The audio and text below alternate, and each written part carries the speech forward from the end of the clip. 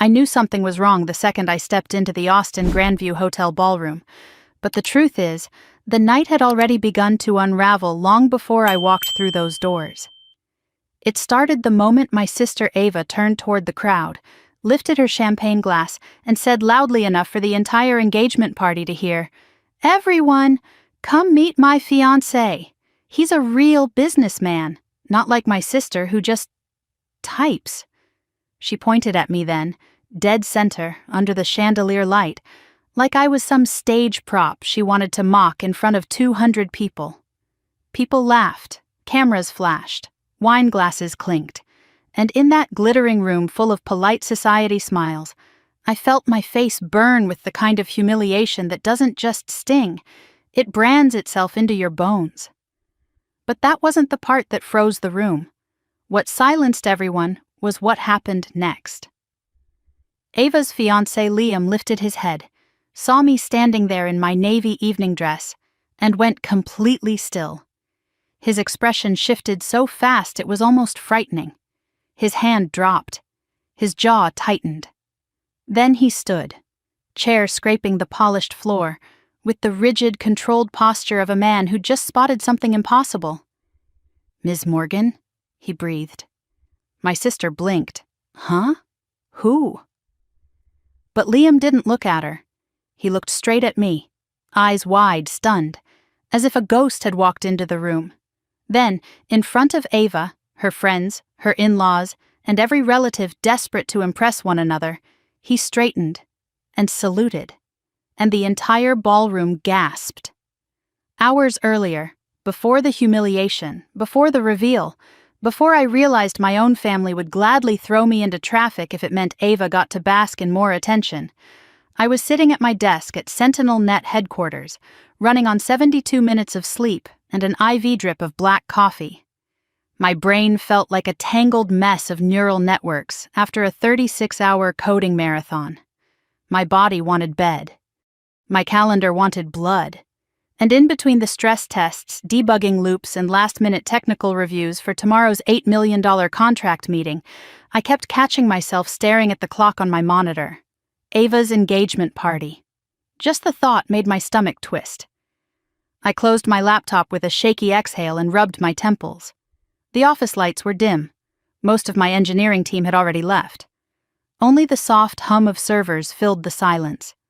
I stood, stretched my aching back, and told myself for the 20th time that day that I could handle this. I'd survived worse.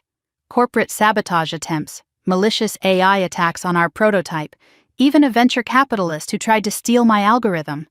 But nothing in my career had ever exhausted me like my family. My phone buzzed violently against the desk. "Ava, don't forget the cake, the 3-tiered one, and don't let the frosting shift this time." Before I could react, another message. "Ava, and you better not be late. Liam hates people without a sense of professionalism." Then another. "Ava, actually, can you transfer the deposit for the add-on venue decor? My card keeps declining." Then from my mother. "Mom, make sure you dress appropriately. No tech clothes. This is a real event." My throat tightened. The way she said real, as if everything I'd built, my company, my algorithms, my team, was imaginary, as if I spent my days juggling crayons instead of negotiating with national cybersecurity agencies. I shoved the phone into my bag and left my office before more messages could pour in. The elevator dinged softly as I stepped inside, leaning against the mirrored wall. I looked at my reflection. Dark circles, stiff posture, a face too familiar with responsibility and too unfamiliar with kindness. By the time I reached the parking garage, I had 12 missed notifications. By the time I pulled out of the building, I had 19. Somewhere along I-35 in stop-and-go traffic, my exhaustion won. I pulled onto the shoulder and rested my forehead against the steering wheel. The metal felt cool against my overheated skin. My heartbeat pulsed behind my eyes. I whispered into the empty car, "Just one night. You can get through one night." But deep down, a different voice whispered back, "No, you can't. Not anymore." Because the truth was this: I wasn't just tired, I was depleted, burned out, hollowed, and every message from Ava was a reminder of the role my family had carved for me long before I learned my first coding language. Claire the responsible one, Claire the reliable one, Claire the fixer, the buffer, the walking bailout plan, Claire the emotional punching bag, Claire the family ATM disguised as a daughter. When traffic cleared and I finally arrived at the hotel, I sat in the parking lot staring at the glowing entrance for nearly a full minute. Couples in evening attire passed by, smiling and holding hands.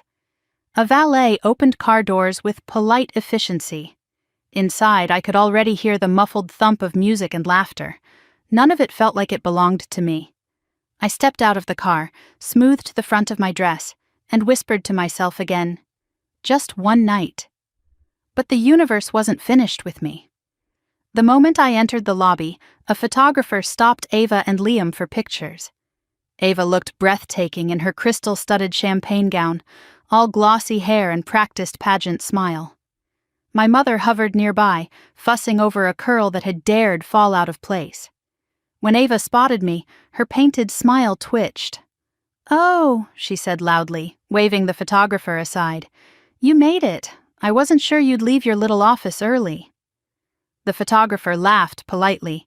So did the small cluster of bridesmaids surrounding her. I felt my spine stiffen.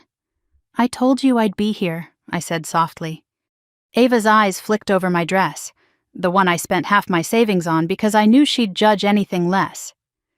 "Next time," she murmured, "try something more fitted. This looks very, I have a day job." My mother chimed in with a tight smile. "Couldn't you at least have curled your hair, Claire? This is an important night." "Her night," Ava corrected. "Yes, her night," my mother repeated. I swallowed whatever sting rose in my throat.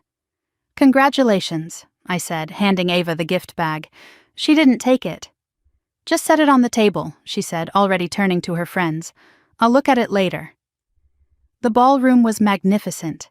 Crystal chandeliers, golden table runners, live string quartet. Guests buzzed with excitement, laughing, praising the decor, admiring each detail. I scanned the room for my seat, of course. I was placed near the back, beside a pillar and dangerously close to the swinging doors where servers carried trays in and out. Not near family, not near Liam's relatives, not near anyone important. Just tucked away, out of sight, out of mind. I took my seat quietly, folded my hands in my lap, and tried to breathe. But across the room, Liam kept glancing at me. At first it seemed like nothing. Simple curiosity. But after the fourth time our eyes met, I began to wonder if he recognized me, which was impossible. We'd never met. At least not formally. Unless his company had attended the same closed-door conferences SentinelNet had presented at. Unless he'd read the briefing packets his CFO forwarded. Unless he had seen the early-stage approval documents with my signature. Unless he'd been informed about tomorrow morning's contract meeting, the one with SentinelNet's CEO. Me. A server leaned down to offer wine. I accepted, more out of needing something to hold than wanting to drink. Then it happened. The reason this chapter, the one I'm telling you now, will forever divide my life into before and after. Ava tapped a fork against her champagne glass, commanding the room. "Everyone," she announced. "Let me introduce the love of my life, Liam, a real businessman." Laughter and applause. I smiled politely for her sake. Then Ava pointed straight at me. "And this is my sister Claire," she said sweetly. "She just types." The ballroom erupted in laughter, polite, uncomfortable, confused, amused. I felt my heart thump hard against my ribs, but I forced myself to sit still. I'd survived far worse humiliations from this family. I lifted my wine glass to my lips to hide the flush in my cheeks. That's when Liam looked at me. Really looked. His eyes widened, his expression sharpened. Then, with a slow, measured precision that felt downright military, he placed his glass on the table, pushed his chair back, and stood. A hush swept the room. He walked toward me, each step deliberate. Ava blinked in confusion. "Liam? What are you—" He wasn't listening. When he reached me, he drew in a breath, squared his shoulders, and saluted. The entire room went dead silent. My sister's manicured mouth fell open. People turned in their seats. Waiters froze mid-step. Even the string quartet faltered, one violinist dragging his bow across the wrong note. "Good evening, Ms. Morgan," Liam said, voice low, reverent, stunned. Ava staggered. Ms. Morgan? What? Liam, what is going on?" Liam didn't break eye contact with me. "Oh my God," he whispered. "What are you doing here?"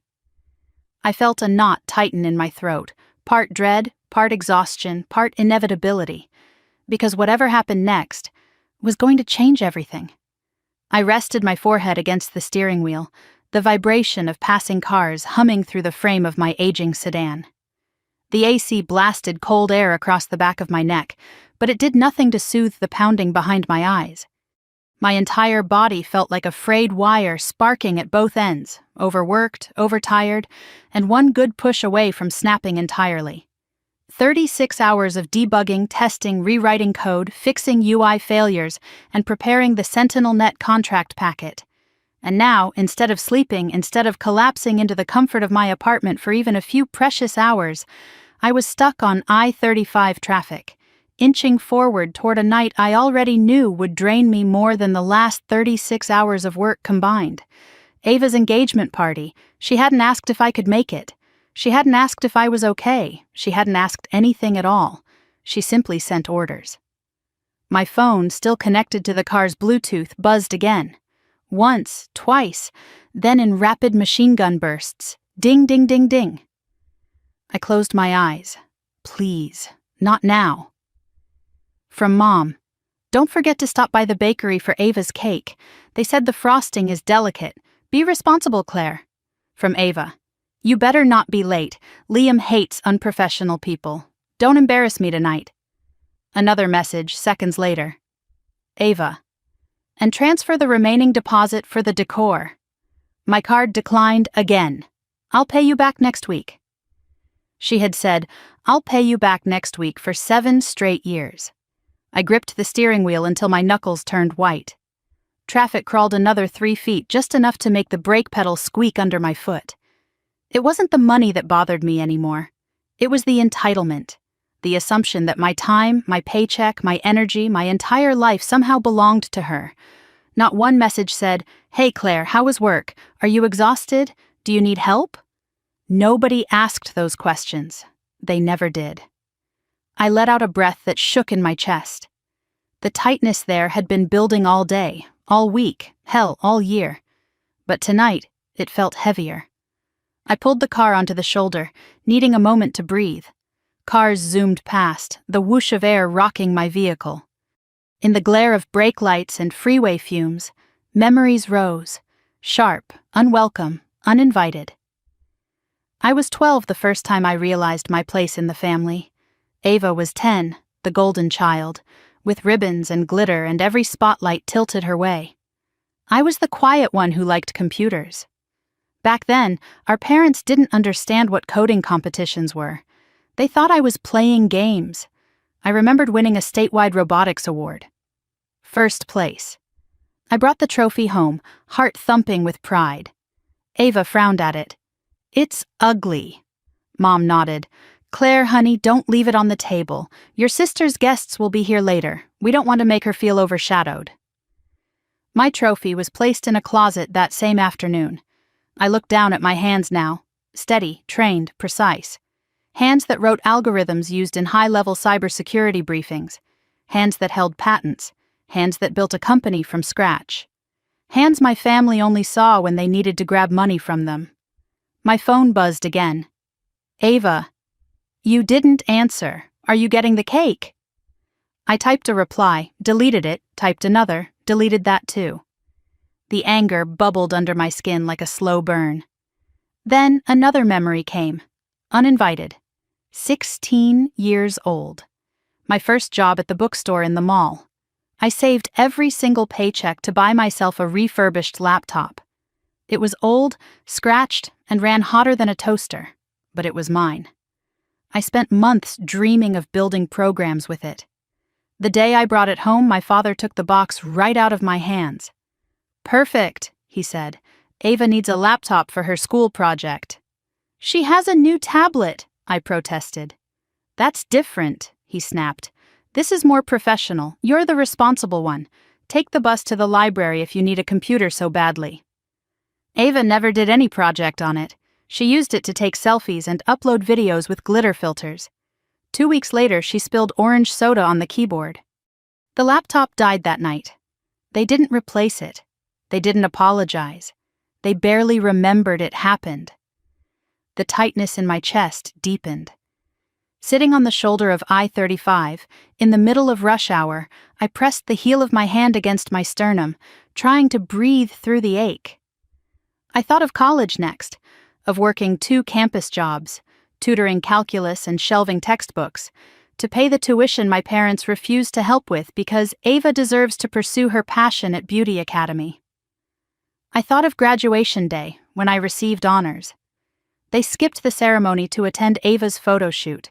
I thought of my first real paycheck, the way I walked around the office smiling like I'd discovered a new universe. 2 days later, my parents called. "The mortgage is late. Your father's hours got cut. You need to cover it." I said yes.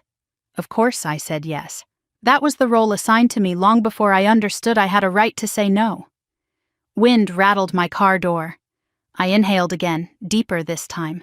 My eyes were burning, not from tears but from complete and utter fatigue. My bones felt hollow. A new text buzzed. "Ava, Claire, send the money now. They said they'll cancel the decor if it's not paid by 5. I checked the time. 4:48. Of course. I opened my banking app, stared at the dwindling balance, a balance that should have been healthy, stable, comfortable given my CEO salary. But after years of sending rent, bills, emergency transfers, last-minute loans, and full-blown rescues, it wasn't. With a sigh that felt like surrender, I typed in the amount and watched $3,000 disappear with a tap. Payment successful. I tossed the phone into the passenger seat. It landed with a soft thud. My reflection in the rearview mirror startled me. I looked older. Not in the physical aging sense, but in a worn-out, threadbare way. Dark circles under my eyes. A tight jaw. Shoulders pulled up like armor I'd forgotten how to lower. "You did this to yourself," I whispered. "You let them use you." And it was true. I had let them. But tonight, something felt different. A crack in the system. A flicker of defiance buried beneath centuries of conditioning. I straightened, put the car back into drive, and merged onto the freeway again. Traffic thickened as I approached the downtown exit. The sun dipped behind the skyline, casting the city in molten gold. The Austin Grandview Hotel towered in the distance, glass reflecting streaks of amber and violet. As I parked near the entrance, my phone buzzed again. But this time there was something strange. A number I didn't recognize. Unknown. "You should watch your back. Some people don't want you at that meeting tomorrow." My breath hitched. Tomorrow's meeting. The $8 million partnership contract. The most important deal SentinelNet had ever been close to securing. A chill ran through me. Corporate sabotage? Competitor threat? An internal leak? No. I didn't have the energy to spiral. Not tonight. Not anymore. I shoved the phone into my clutch and stepped out of the car. Warm evening air washed over me. Laughter drifted from the open ballroom doors. Glittering guests arrived in pairs, linked arms, smiling brightly. I smoothed my navy dress, the one Ava would still find a reason to criticize, and walked toward the glowing entrance. Halfway across the lobby, my phone vibrated again. "Ava, don't talk about work tonight. Liam's family likes real accomplishments." I almost laughed, a bitter, hollow laugh that never made it past my lips. Then, as I approached the ballroom doors, another memory, sharp and brutal, rushed up like a punch to the stomach. I was 18. I saved $1,500 from 3 jobs to buy a used Ford Taurus. My first car. My ticket to college interviews. My father took the keys immediately. "Ava needs a car to get to her training classes." "That's not fair," I protested, but it never mattered. 2 weeks later, Ava crashed the car into a mailbox after a party. Drunk, uninjured, laughing, the car was totaled. My parents didn't yell at her, they yelled at me. "Why would you buy such a dangerous old car? You could have gotten her killed." I closed my eyes briefly, pushing that memory back down. The ballroom doors opened, releasing a wave of light and music.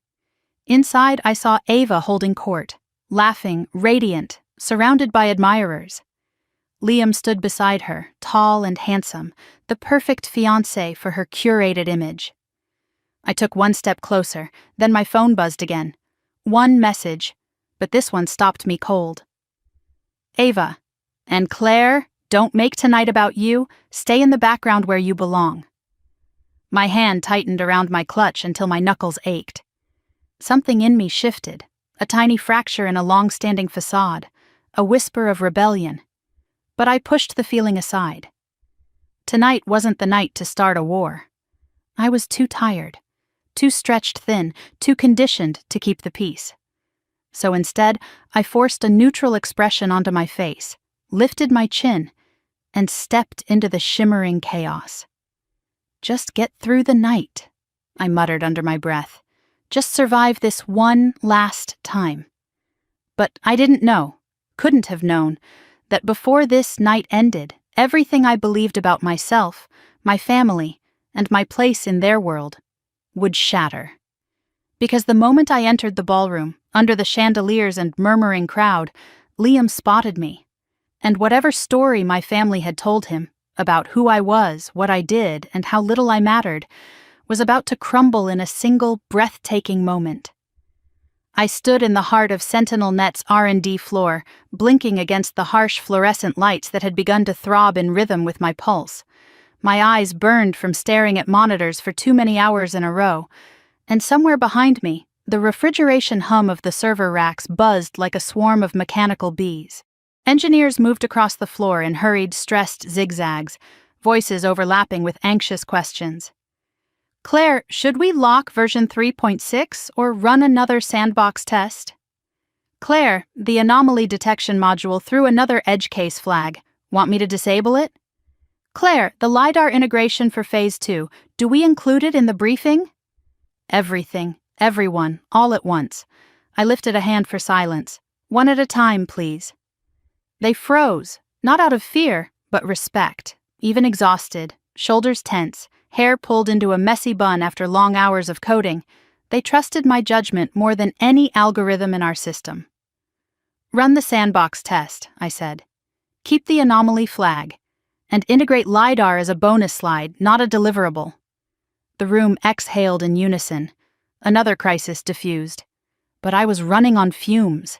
My legs felt like overcooked noodles. My hands shook whenever I reached for my coffee mug. I hadn't eaten since the previous morning. I didn't even remember driving to the office, just waking up at my desk after a 30-minute nap that felt like a hallucination. Lucas, my CTO, appeared at my side, pushing his glasses up the bridge of his nose. "Claire," he said softly, "you look like you're trying to keep the ocean from overflowing with a coffee mug." I forced a tired smile. "That's basically my job description." He crossed his arms. "The board insists you present tomorrow, not me. Not the VP of engineering, they want the CEO, you." I winced. My headache flared at the exact mention of CEO. I hadn't built SentinelNet to perform on stage. I hadn't founded a tech company to give keynote speeches or charm investors or negotiate partnerships with billion-dollar corporations. I built it because I loved solving problems with code. I built it because my brain came alive when I could see patterns no one else noticed. I built it because the world needed better security systems, and I had the skills to create them. But being CEO required visibility. Spotlight, public speaking, endless meetings, things that drained me faster than any coding sprint. Still, I nodded. "I'll handle it," Lucas hesitated. "And Liam's corporation, they're not easy. Don't let their suits intimidate you." I gave a tired shrug. "He won't see me coming." I didn't mean it as a threat. But the universe, apparently, had a different interpretation lined up. My phone buzzed again, vibrating violently on the desk. Another barrage of messages from Ava. Ava. Claire? The floral arch delivery is delayed. Fix it. Ava. And bring the cake. Don't screw it up like last time. Ava. And be on time. Liam hates slackers. My jaw clenched. How could someone need so much? She acted like the wedding planner was merely a decoration, and I was the real one doing the work. I deleted the notifications without opening them. Then more texts followed. Mom, make sure you wear something flattering tonight. Ava needs the night to be perfect. Dad, don't talk about work. Liam's family is successful. Don't embarrass us. Embarrass them. The only thing I'd ever done to embarrass them was exist in ways they didn't understand. I silenced my phone. Focus, I whispered to myself. You can deal with your family later. But no matter how many lines of code I reviewed, no matter how many simulations I ran, my mind kept drifting, backward. Back to a garage lit with a single fluorescent bulb, back to cold winter air stinging my arms, back to a homemade pull-up bar I'd installed to train for an early scholarship fitness program. I'd been 19. I gripped the metal bar, pulled myself up, and the bar snapped. I fell 8 feet onto the concrete floor, pain exploding through my arm. I remember the brutal crack, the jagged pain, the way my entire world narrowed into a tunnel. I had stumbled inside, clutching my arm, sobbing. Mom, I think it's broken. She had been curling Ava's hair for a dance recital. She didn't hang up the phone call she was on. Didn't look at my arm, didn't look at me. She simply sighed. Claire, I don't have time for your dramatics. Take the bus to the hospital. Don't drip blood on the carpet. The memory hit me like a hot blade, sharp and precise. It never mattered what I felt. It only mattered what Ava needed. My phone buzzed again. Unknown number. You won't get credit for tomorrow's deal. Someone is watching. My stomach tightened. Corporate sabotage? A competitor? An internal threat? Or just another creep trying to intimidate a female founder? I shoved the phone away. I had too many battles to fight already. The engineers called me again, asking for final approval on the updated threat detection node. I reviewed it carefully, clicked approve, and leaned back as the simulation began to run. On the screen, colored data points scattered across the map. Lines of code scrolled by, fluid as water. My eyes tracked every anomaly, every edge case variation, every deviation from predicted behavior. This was where I felt at home, not the ballroom, not the family drama, not the immaculate chaos of Ava's engagement party, but with each passing minute, the knot in my chest tightened. I was running out of time. You need to sleep, Lucas murmured. I can't. You'll collapse. I've collapsed before. He looked at me with something between concern and resignation. Then at least eat. I'll order something. But he didn't understand. My stomach was knotted tight. Eating felt impossible. I focused on the simulation. SentinelNet's AI flagged and neutralized a test intrusion with 99.2% accuracy. Success. I should have felt pride, relief, something. Instead, I felt numb. A half-hour later, I left the office, the world tilting slightly as I walked. My body was beyond tired. It was shutting down one piece at a time. The sky outside was streaked with orange and lavender as I got into my car. I turned the key and the engine hummed awake. I needed to shower, I needed to sleep. I needed a moment to myself, but I didn't have any. My phone buzzed. Ava. Did you pay the decor deposit? They said it's overdue. Ava. And pick up the cake. Mom. Claire, don't ruin this. Ava is very stressed. Dad. Your sister deserves this, Claire. Make the night smooth. There it was again. The lifelong mantra. Ava deserves. Ava deserves. Ava deserves. And what did I deserve? Silence, obligation, exhaustion. I drove home in a daze, the neon Austin skyline passing in blurry streaks. When I reached my apartment, I rested my head against the steering wheel again. For a long moment, I considered not going to the party, turning off my phone, ignoring the world, but I knew that if I didn't show up, If I didn't follow orders, I would become the villain in the family narrative. Ava would cry. My parents would blame me. They always did. So I forced myself upstairs, showered under scalding water, dressed in my navy gown, pulled my hair into something passable, slipped on heels that were a half size too small. And then I saw it. A notification from my bank. Transfer of $3,000 completed. I stared at the message for a long time. That money was supposed to go toward SentinelNet's legal fees this month, toward payroll buffer, toward my mortgage. But my family didn't know that. They didn't care. I took a breath, grabbed my clutch, and walked back to the car. As I drove toward the hotel, the city lights blurred like watercolor streaks. Exhaustion wrapped around me like a weighted blanket I couldn't remove. Another memory surfaced. Ava, 23, sobbing on my couch because she spent her entire paycheck on a designer purse and couldn't cover her rent. "I'm going to get evicted," she cried. "You have to help me." I had just gotten promoted to senior engineer. My salary wasn't huge, but stable. I transferred her the money, paid her rent. She posted online the next day about manifesting abundance. I tightened my grip on the steering wheel. By the time I pulled up to the Austin Grandview Hotel, the sky had turned indigo. The entrance was lit with gold uplighting. Guests in glamorous outfits filtered through the doors with buzzing excitement. I parked, turned off the engine, and closed my eyes. I whispered, "Just get through the night." But something inside me whispered back, "No, tonight is the beginning." I stepped out of the car and walked inside. Warm golden light washed over me.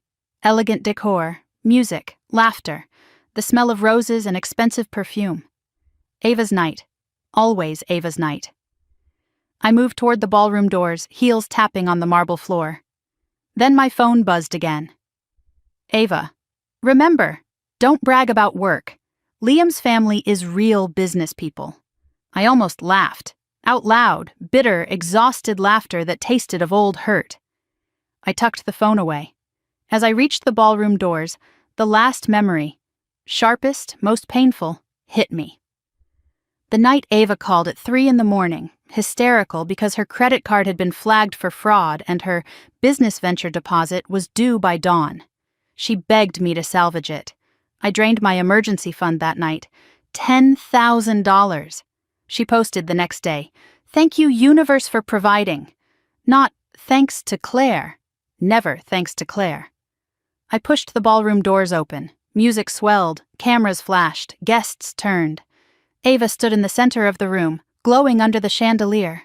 She spotted me instantly, scanned my dress, my hair, my face, and smirked. Behind her, Liam lifted his head. Our eyes met. And for the first time that entire exhausting, suffocating, disastrous day, I saw something unexpected in his expression. Recognition. But that moment, the one that would change everything, hadn't happened yet. Tonight my story hadn't exploded. Tonight was just the fuse. I felt the warmth of the ballroom lights press against my skin the moment I stepped inside, like a soft hand pushing me forward into a world where I didn't belong. Crystal chandeliers scattered flecks of gold across polished marble floors. A string quartet played near the far wall, elegant and effortless. Guests floated about in sequined gowns and tailored suits, clinking champagne glasses as if joy were a language everyone spoke fluently, everyone except me. I hovered near the entrance for a moment, trying to slow my breath. I was already running on fumes, and stepping into this room felt like walking into a stage play where I'd been cast last minute with no script. The scent of roses, truffle oil, and too expensive perfume mixed with the metallic tang of my anxiety. Then I saw Ava. She stood in the center of the ballroom, radiant in a white silk gown that shimmered like liquid pearl. Her hair was perfectly curled, her makeup flawless, and she looked every inch the poster child for a lifestyle she never earned. Laughing, she tossed her hair back as she held court, surrounded by friends, bridesmaids, and even strangers who found themselves orbiting her self-proclaimed glow. She spotted me before I was ready. Her eyes slid from my face to my dress, then to the clutch in my hand. Her expression shifted, first subtle surprise, then immediate irritation, as if my mere presence had thrown her universe off balance.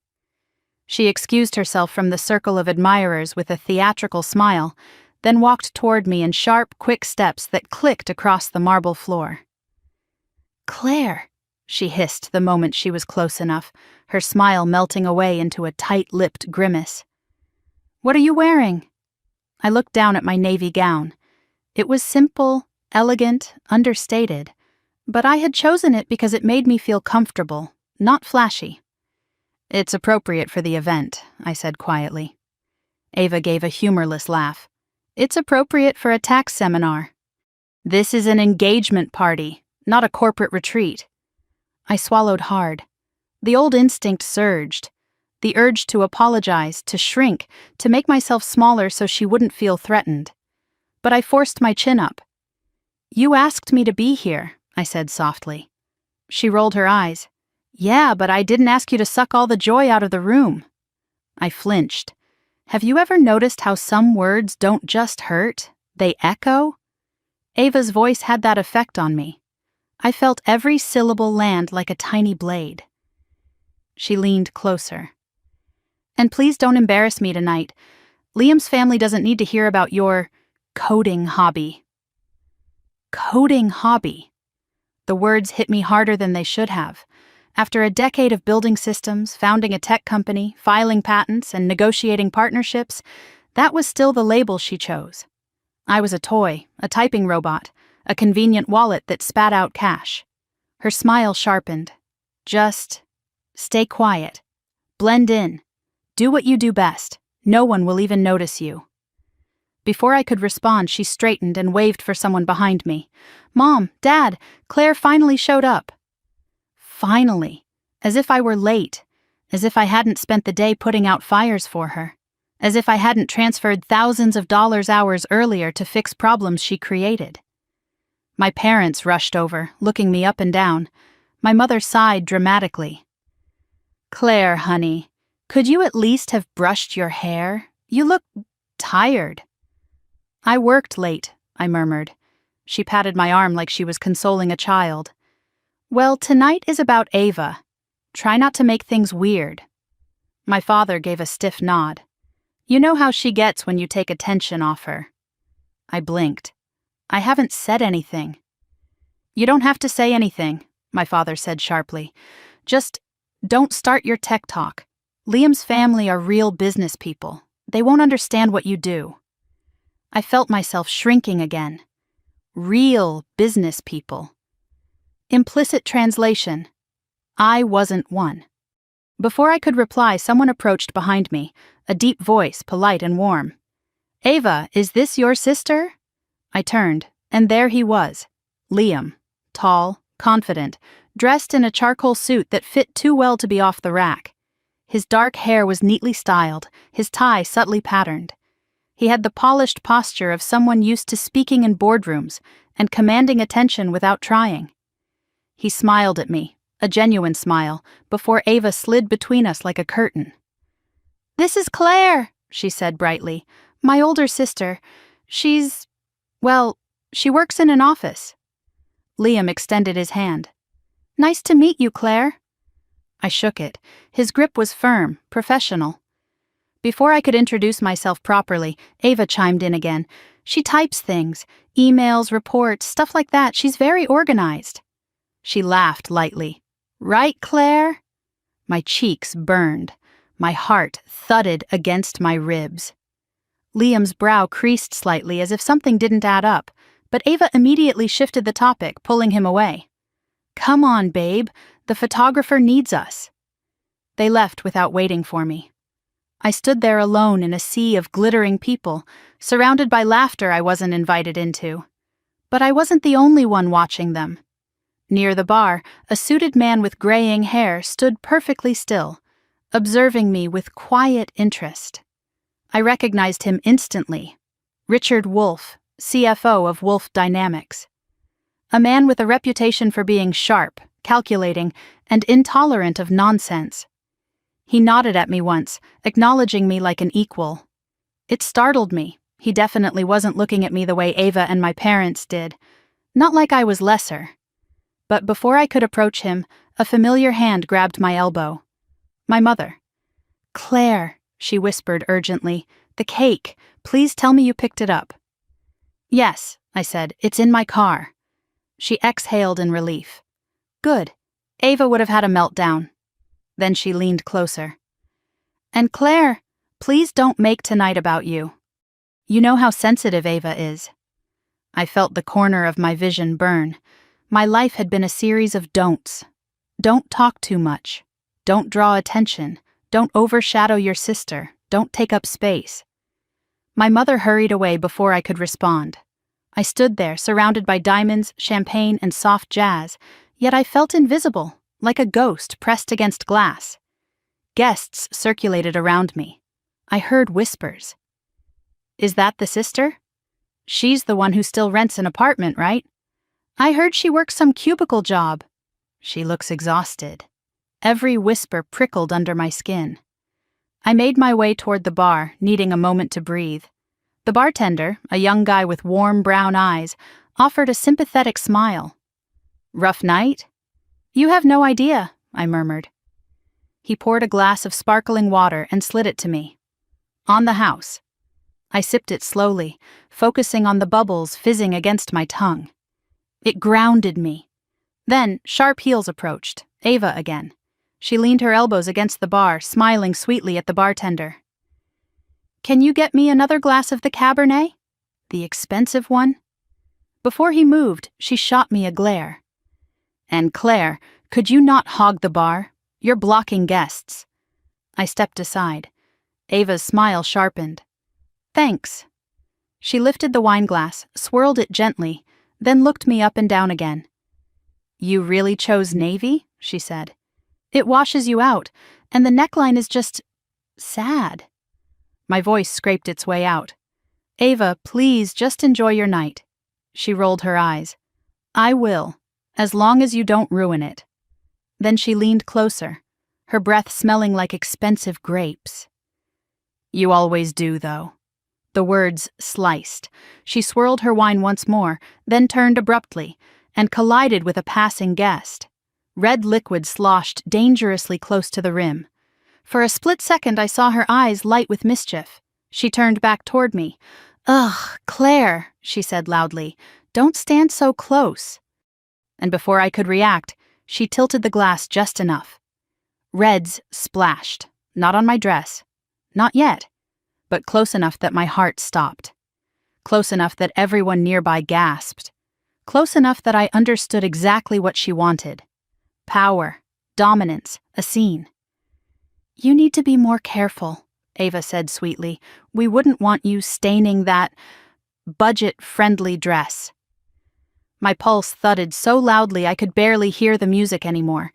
But before she could deliver the finishing blow, before she could dump that wine onto me like she had so many symbolic buckets over the years, someone stepped forward. Someone who hadn't appeared to notice me earlier. Someone who suddenly looked very, very aware. Liam. He stared at us, at the wine, at Ava's posture, at my clenched jaw. Something flashed in his expression. Concern? Confusion? Recognition? I couldn't tell. But I saw it, the moment the first crack formed in the porcelain facade Ava had built for him.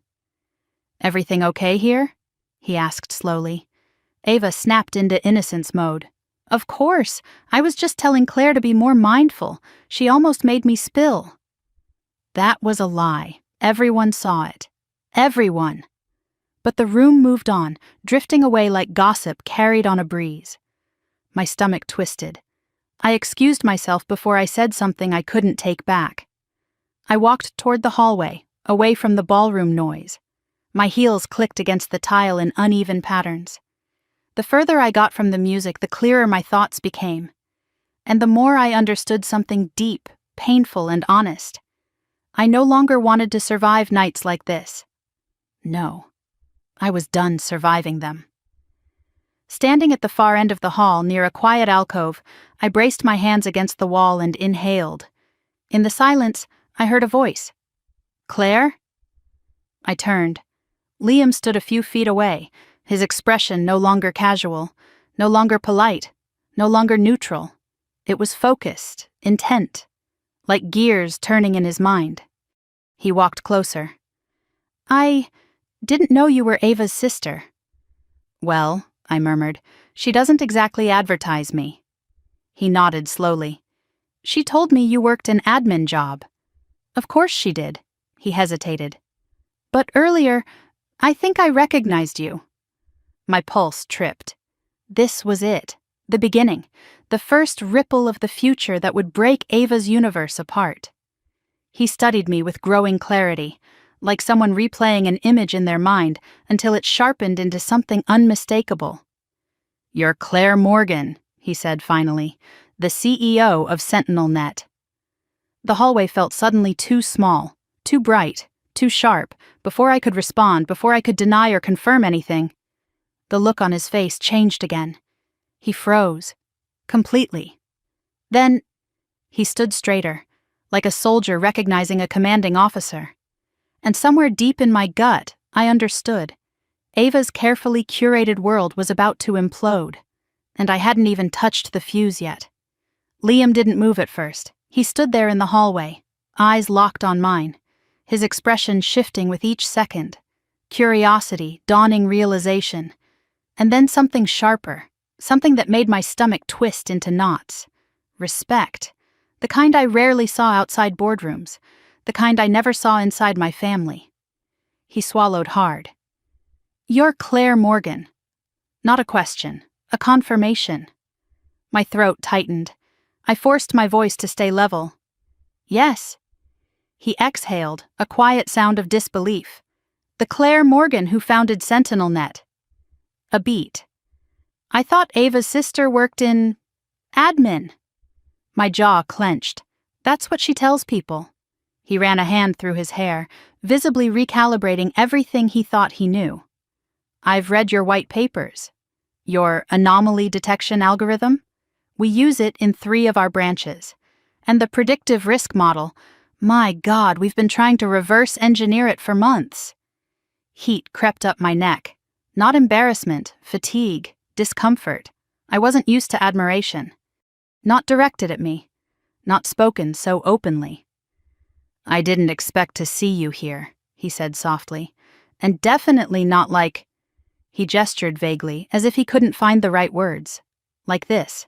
Like a scolded child standing in a hallway, hiding from her own family. I straightened, pulling my shoulders back. This is Ava's night. I didn't want to overshadow anything. He blinked. You think your presence would overshadow her? I didn't answer. He didn't need one. Before either of us could speak again, a sharp voice cut through the hallway. Babe, there you are! Ava's heels clattered toward us like warning signals. Her eyes snapped from Liam to me, and instantly her expression soured. Why are you talking to Claire? She demanded. Liam didn't move, didn't flinch, didn't smile. He studied her for a long moment before speaking. I was asking her about her work. Ava scoffed. Oh, please, she just does typing. It's not worth talking about. Come on, we need pictures. She reached for him. He didn't budge. Instead, he looked at her so quietly, so intensely, that Ava's hand fell back to her side. Ava, he said slowly, what exactly have you told me about your sister? She blinked. That she works in an office. And that she's... Well, she's not really career-focused. Ava waved dismissively. She does spreadsheets or whatever. She's smart, but not business smart. Liam turned his gaze to me. Something flickered behind his eyes. A silent apology for the lie he now saw unraveling. He looked back at Ava. Your sister is the CEO of SentinelNet. Ava laughed, loud, shrill, too loud for the nearly empty hallway. Liam, don't joke like that. Claire, CEO, she can barely handle her rent. Rent I paid with the money she drained. Ava, he said again, slower now. Claire's company is the one I'm meeting tomorrow. Finally, the color drained from her face. That meeting? She whispered. The $8 million deal, Liam confirmed. Ava's smile twitched. No, that must be a mistake. Claire could never— What do you think I do? I said quietly. Ava turned on me with the speed of a hunting falcon. You're lying. I lifted an eyebrow. You think I'd lie about this? Her jaw tightened. Why didn't you tell us? Because you don't ask, I said softly. You've never asked. Her face twisted, the first crack forming in her mask. So what? You're some big tech genius now. Since when? I could have answered. Since the day you stole my first laptop. Since I learned no one would come rescue me. Since I stopped waiting for anyone to believe in me. But I didn't say anything. Liam's silence spoke louder than mine. Ava's breathing grew quick and erratic, like the walls were closing in. Liam, come on, let's go. She's making it up. She's not, he said. Ava stiffened. How do you know? Because I recognize her. How? Ava demanded, voice shrill now. Liam looked at me again, and the weight of his recognition pressed between us. Because she's the woman who built the algorithm we've been trying to license for 2 years. Ava's eyes widened. I don't understand. No, she never did. She only understood what benefited her. This is ridiculous, she snapped, stepping closer. Claire isn't better than me, she's not. She never has been. Her insecurity spilled out like poison, and then, the moment I had known was coming all night arrived. She raised her wine glass, tilting it with that same vicious intent I had seen earlier, the same childish tactic she used as a teenager when she wanted to cause a scene. Maybe this will help bring you back to reality, she hissed. She swung. I didn't move, I didn't fight. I didn't grab the glass or block her wrist. The red liquid arced through the air, bright, violent, inevitable, and then it hit me. Cold splashed across my chest. My dress soaked instantly. Wine dripped down my arms, my neckline, the curves of my gown. It splattered across the marble, staining the pristine floor. Gasps echoed down the hallway. Ava froze, eyes wide, breathing fast. This time, no one misunderstood what happened. This wasn't an accident. This was an attack. Liam inhaled sharply. Ava, what the hell is wrong with you? She stared at her empty glass, then at me, then back at Liam. She made me. She always makes me. No, he snapped. She didn't make you do anything. Ava's lip trembled. I'm your fiancé. You're supposed to defend me. He looked at me instead.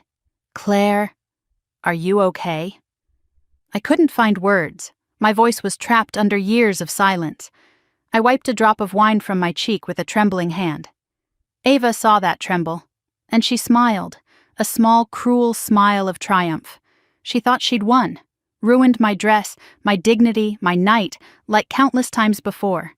She didn't know the world had shifted already. She didn't know she had already lost, because Liam wasn't looking at her with love. He was looking at her with disgust. Go apologize, he said, voice low. To her? Ava shrieked.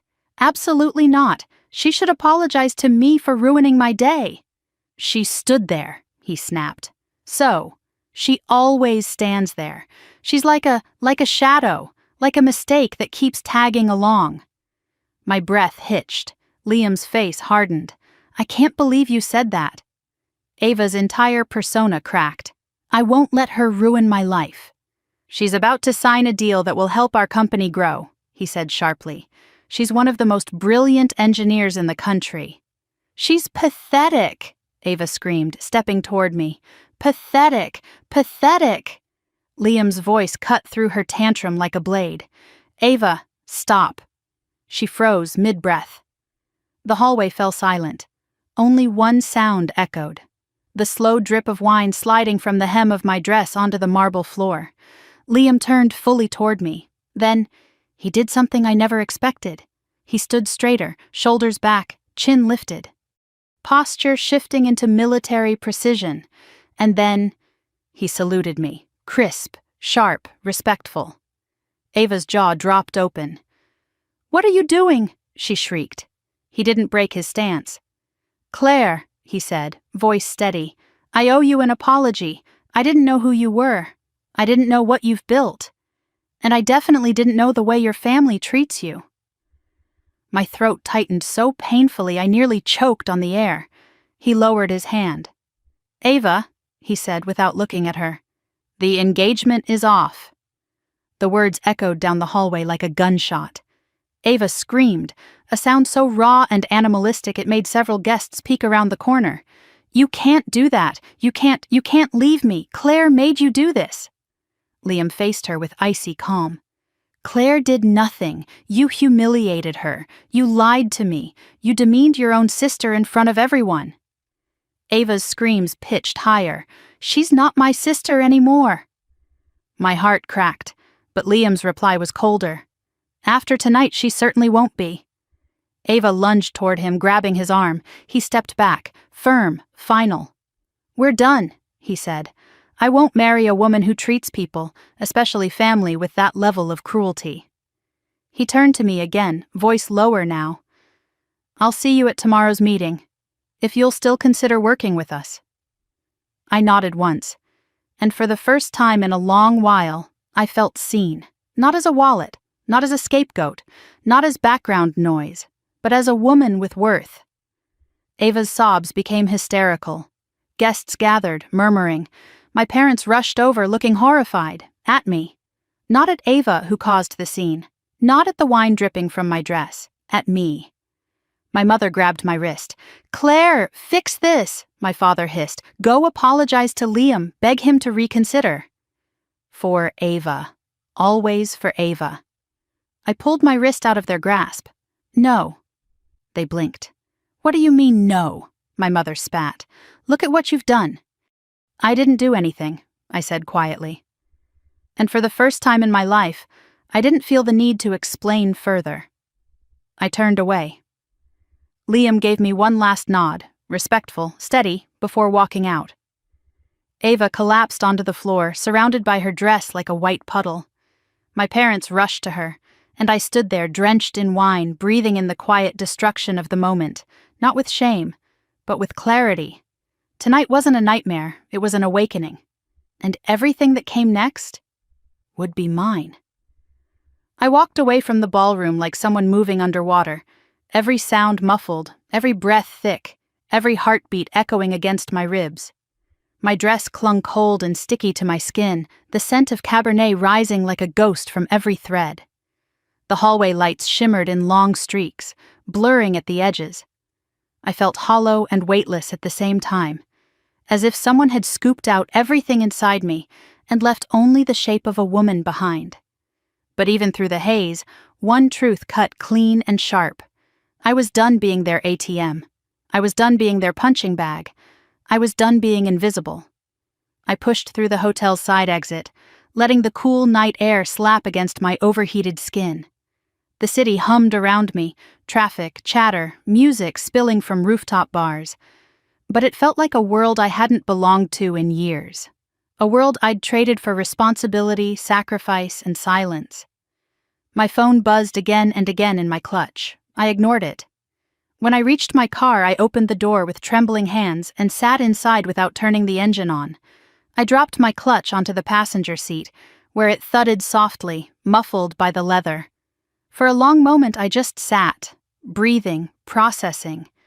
And then, like a poison hitting the bloodstream all at once, the memories rushed in. Not gentle, not slow, violent, unforgiving. I rested my head against the steering wheel, and for the first time in hours, maybe in years, I let myself remember everything in order. The debts, the drained accounts, the birthdays forgotten, the emergencies that were never mine but always mine to fix, the rent payments, the late-night phone calls, the guilt trips, the manipulation, the times they told me, "You're strong, Claire. Ava is delicate. Ava needs you." Until delicate turned into selfish. Until selfish turned into cruel, and cruel turned into normal. I closed my eyes as one memory anchored itself above all others. Senior year of high school. The night everything changed. I had won a scholarship competition, a big one. Enough to cover nearly all my tuition at the engineering school I dreamed of attending. I came home clutching the acceptance letter, practically vibrating with excitement. My life had felt like it was just beginning.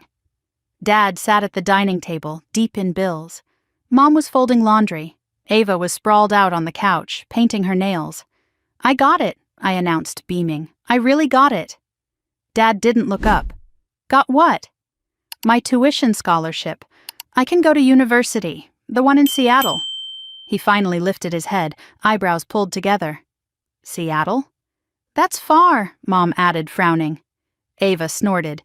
"You? Seattle? That's hilarious." I clutched the letter tighter. "I worked for this. I earned this."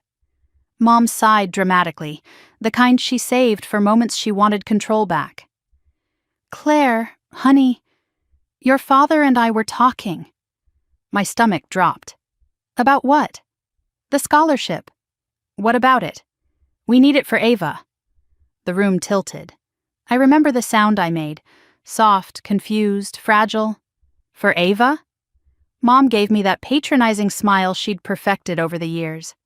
"She wants to do the dance academy program. You know how much she's wanted that." "But she didn't apply," I whispered. "She didn't need to," Dad said. "Your scholarship can help her." "It's all family money anyway." I stared at them in disbelief. "It's not family money. I earned it." Ava rolled her eyes. "Don't be dramatic. You're good at school. You'll get another one." "You didn't even try," I whispered. She shrugged. "I don't need to. You're the smart one. Help me out." Help her. Help her. Help her. It was the beginning of everything. The night they took my future and emptied it into hers without hesitation. They never gave it back. Even when Ava dropped out of the academy after 6 months, it wasn't her passion anymore. They didn't apologize. They didn't acknowledge it. They just expected me to move on, to find another way, to carry the burden, the blame, the weight. And I did. Because back then, I still believed that family meant something unbreakable. Now, dripping wine and humiliation in a hotel parking lot, I realized family was only unbreakable when everyone held the same rope. My family had let go of my end years ago. My phone buzzed again. Then again. Then again. I finally lifted it, thumb hovering above the screen. 28 missed calls. 14 from Mom, 8 from Dad, 6 from Ava. I didn't listen to any of them. Instead, I scrolled through the text messages, each one more frantic and aggressive than the last. "Mom, how could you humiliate your sister?" "Mom, come back inside right now." "Mom, fix this before the guests leave." "Dad, Claire, get back here, talk to Liam, explain it." "Dad, don't ruin this family." "Ava, you stole my night." "Ava, you ruined everything like you always do."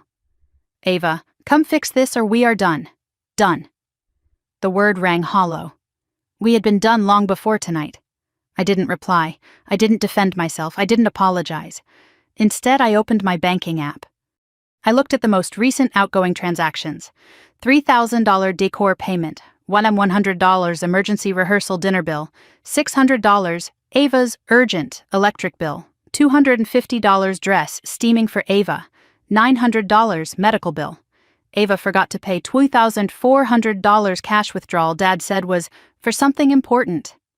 The numbers stacked like gravestones. My entire adult life laid out in silent, crisp digital lines. I stared at the total outgoing monthly support. Almost $7,000. $7,000. More than half my monthly income. Money I could have invested. Money I could have saved. Money I could have used to build my own life. But instead I funded theirs. For years. Without thanks. Without acknowledgement. Without love. I closed the app, chest hollowing out again. Then I called someone I never thought I'd call at this hour. My corporate attorney. He answered on the second ring, voice groggy. "Claire, everything okay?" "No," I said quietly. "I need you to draft a notice." "Work-related?" "No, personal." He paused. "All right, what kind of notice?" "A cease and desist." Silence. "Ava?" he asked. "No," I said. "My parents, too." And for the first time ever, the words didn't make me feel guilty. They made me feel free. After we ended the call, I sat still for several moments, letting the weight of the decision settle into me until it began to feel like something new. Strength. The The tightness in my chest loosened, replaced by something warm and startling. Relief. I turned the key in the ignition. The engine hummed awake. I pulled out of the parking lot, leaving the glitter and music and shattered illusions behind me. As I drove through the city, headlights streaked across my windshield like shooting stars. Every red light felt like a checkpoint. Every green light felt like permission. I wasn't driving away from something. I was driving toward a future that finally belonged to me. When I reached a quiet stretch of highway, my phone buzzed again. This time, it wasn't family. It was my CTO, Lucas. "Are you okay? You left the office so fast." I typed back, "I'm fine." And for once, it wasn't a lie. Another message appeared. "We need you bright tomorrow, boss. The meeting is big." I smiled faintly.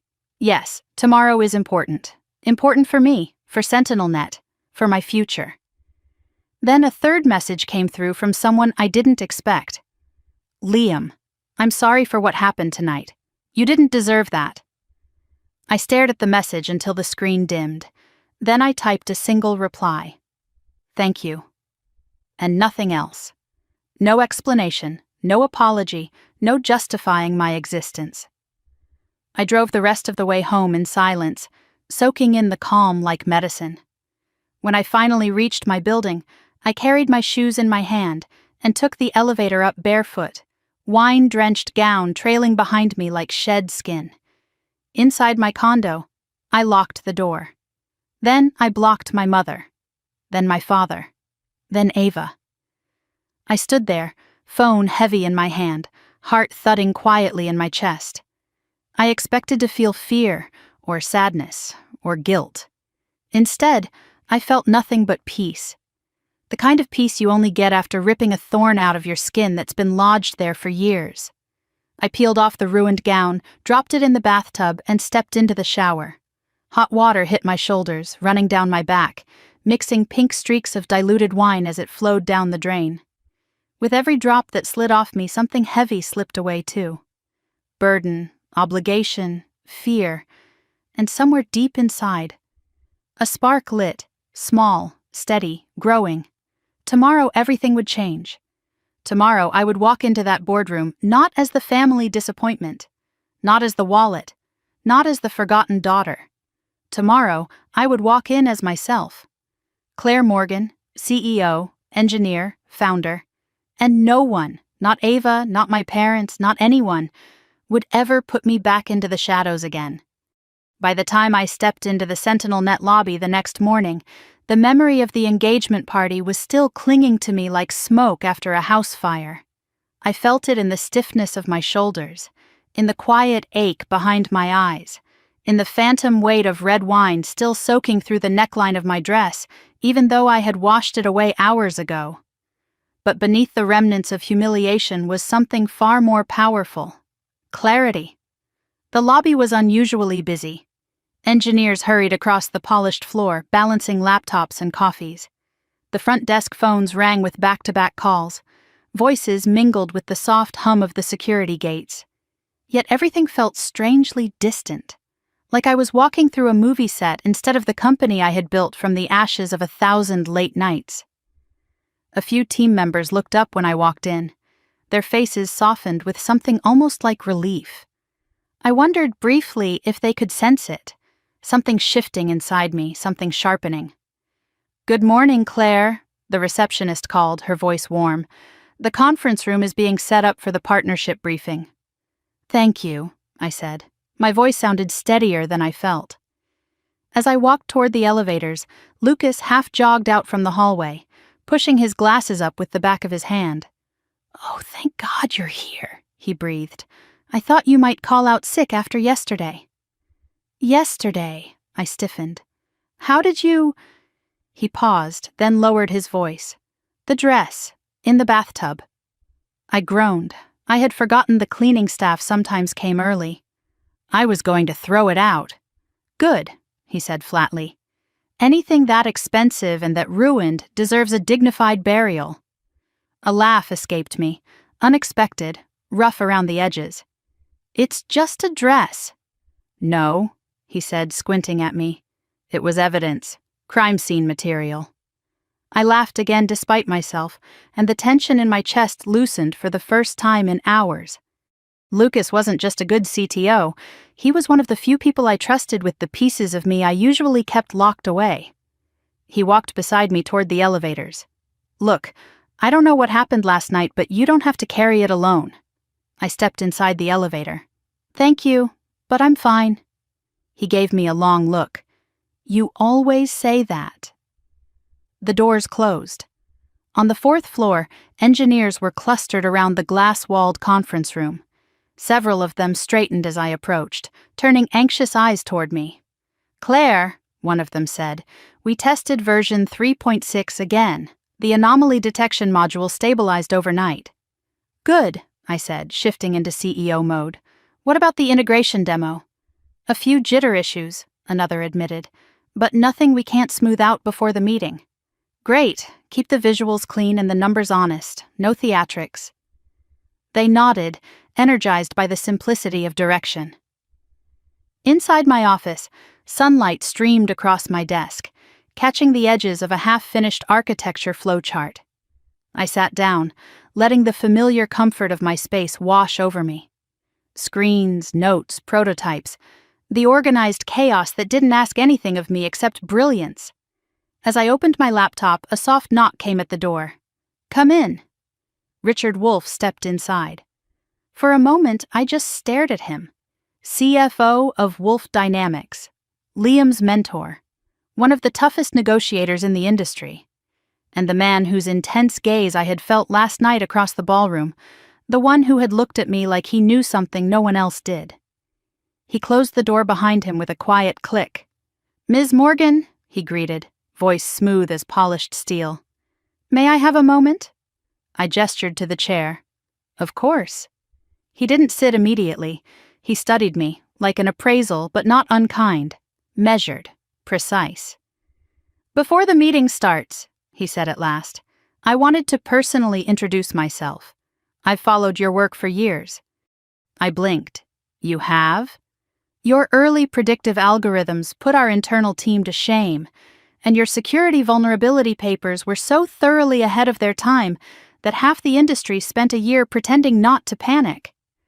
A surprised breath escaped me. "I didn't know anyone outside the cybersecurity circle read those." He finally sat down. "The people who need to read them do. You're very respected, Claire." My throat constricted. "Thank you." He tilted his head slightly, analyzing my reaction. "You're not used to hearing that, are you?" No, I wasn't.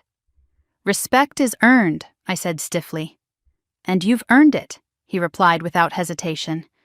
"But I have to ask, not as a CFO, but as someone who has watched countless founders burn themselves out for everyone except themselves. Are you all right?" The question pierced straight through my composure. "I'm fine," I said automatically. His expression didn't change.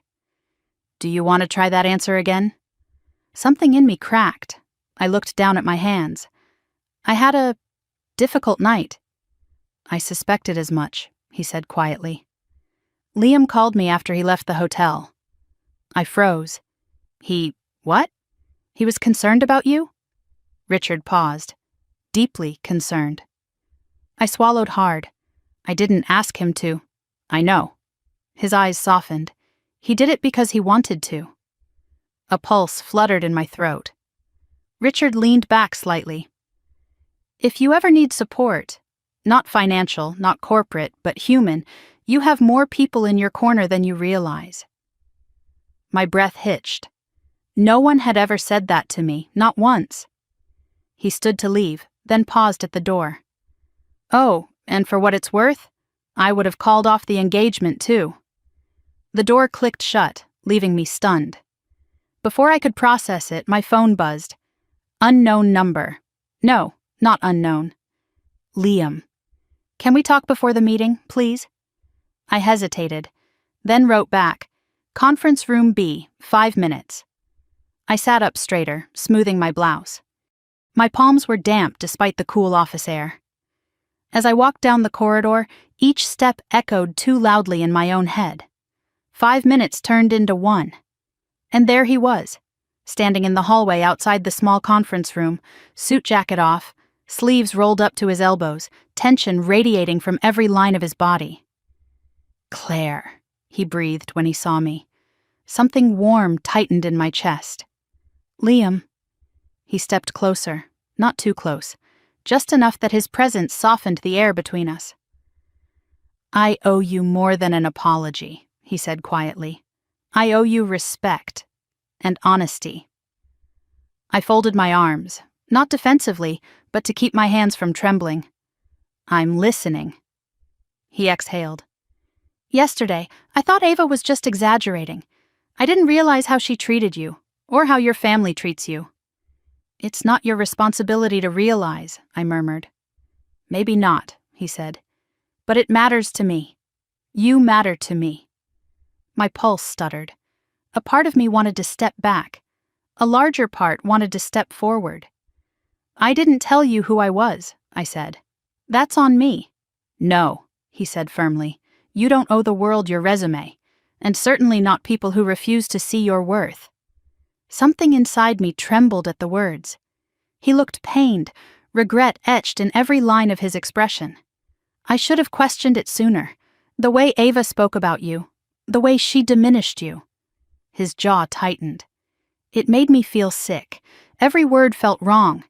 And when I saw you yesterday, covered in wine, standing there silent while she lied... He broke off, voice cracking. "I've never been more ashamed of myself." I felt the breath hitch in my chest. "You didn't throw the wine." "No," he said, "but I believed the lies. That is worse." Silence settled between us, not heavy, but vulnerable. "I don't expect you to forgive me," he said quietly. "I just needed you to know the truth." My voice came out softer than I intended. "I appreciate that." He gave a small, pained smile. "You shouldn't have had to go through any of that, not last night, not ever." He stepped back slightly, clearing his throat. "But I did want to say, if it's all right, that meeting with you today, it's the first thing I've looked forward to in months." Heat flushed my cheeks. "I hope you're not saying that because of what happened." "No," he said firmly, "because SentinelNet is brilliant, and because you're brilliant. I want to work with you, not your family's version of you." The sting behind my eyes surprised me. "We can talk business inside," I whispered. "Of course." He opened the door for me. Before I stepped in, he said softly, "And Claire, I meant what I said yesterday." I paused. "What part?" He held my gaze. "The part where I saw you, really saw you." I let out a slow breath and stepped into the room, not as the forgotten sister, not as the scapegoat, but as the woman who finally understood her own worth. The double doors of the executive conference room swung open in a polished, graceful motion, and suddenly every eye turned toward me. It wasn't the kind of attention I was used to. No judgment, no skepticism, no whispers behind manicured hands about how I didn't belong. This was the attention that came when people recognized authority, or when they were about to. The long mahogany table gleamed under the recessed lighting. Wolf Dynamics leadership team lined one side, CFO Richard Wolf at the head, senior analysts beside him, legal counsel scrolling through documents on sleek tablets. Liam stood near the center, suit jacket returned to its rightful place, posture straight and professional, yet his expression softened when his eyes found mine. SentinelNet's team filled the opposite side. Lucas, a few engineers, our head of product design, and a junior analyst who looked like he might faint at the sight of Wolf Dynamics' executives. I took my seat at the head of our table, my position, my territory. Richard nodded in greeting. "Ms. Morgan," I matched the nod. "Mr. Wolf," he offered a thin smile. "Shall we begin?" The room settled into a collective inhale of anticipation. This was it. The moment I'd bled for. The partnership I'd written code at 3 a.m. for. The milestone that would cement SentinelNet's place in the industry. Lucas began the presentation, hands steady despite the pressure radiating from every corner of the room. Screens lit up the far wall, casting shifting blue lines across the table. He outlined our architecture, predictive threat models, and integration plans. Richard interjected occasionally, sharp questions that sliced to the heart of the design. What assumptions does the model make under low-bandwidth conditions? How quickly can the AI retrain in response to novel data? What safeguards exist for cross-system contamination? I answered each one calmly, cleanly, with the precision of someone who wrote the answers into existence. No hesitation, no fluster, no need to shrink myself. I was in my element. Then, Liam cleared his throat lightly and asked his first question. Not aggressive, not probing, but insightful. Let's talk about the multi-layered anomaly behavior mapping. How does your system differentiate between spoofed behavior signatures and authentic but rare data patterns without freezing the entire network? It wasn't a trap. It was respect. A professional asking another professional to go deeper. I leaned forward, fingers interlacing on the table. We don't freeze the system, ever. We route questionable signatures through a triage filter that compares them across 4 axes: temporal patterns, environmental markers, internal risk score, and deviation probability. If it flags as non-threatening but unusual, the AI observes it over a set interval before making any intervention. One of Wolf Dynamics' analysts blinked. You built that into live processing? That's revolutionary. Efficient, I corrected gently. Revolutionary is for marketing teams. I prefer reliable. Richard let out a small laugh. Not mocking, pleased. Liam's lips twitched like he was suppressing a smile. The room seemed lighter, almost energized. But not everyone was amused. 30 minutes into the meeting, my phone vibrated in my blazer pocket. Once, twice, then repeatedly buzzing in frantic bursts. Mom, Dad, Ava. I ignored it. Lucas noticed the vibrations, but he didn't comment, only shot me a subtle look that said, "You don't have to answer. Not anymore." I kept my eyes on Richard as the next slide loaded, a simulation of SentinelNet identifying a spoofed intrusion in a warehouse security system. A moment later, my phone buzzed again with a message preview bright across the screen. "Ava, answer me! You're ruining my life!" My jaw tightened. I placed the phone face down on the table, screen away from the world. Richard pointed to the simulation freeze frame. "This is impressive, but what happens during a simultaneous multi-vector intrusion, especially if one is designed as a decoy?" I nodded toward the engineer seated closest to me. "Show the layered map." He clicked a few keys.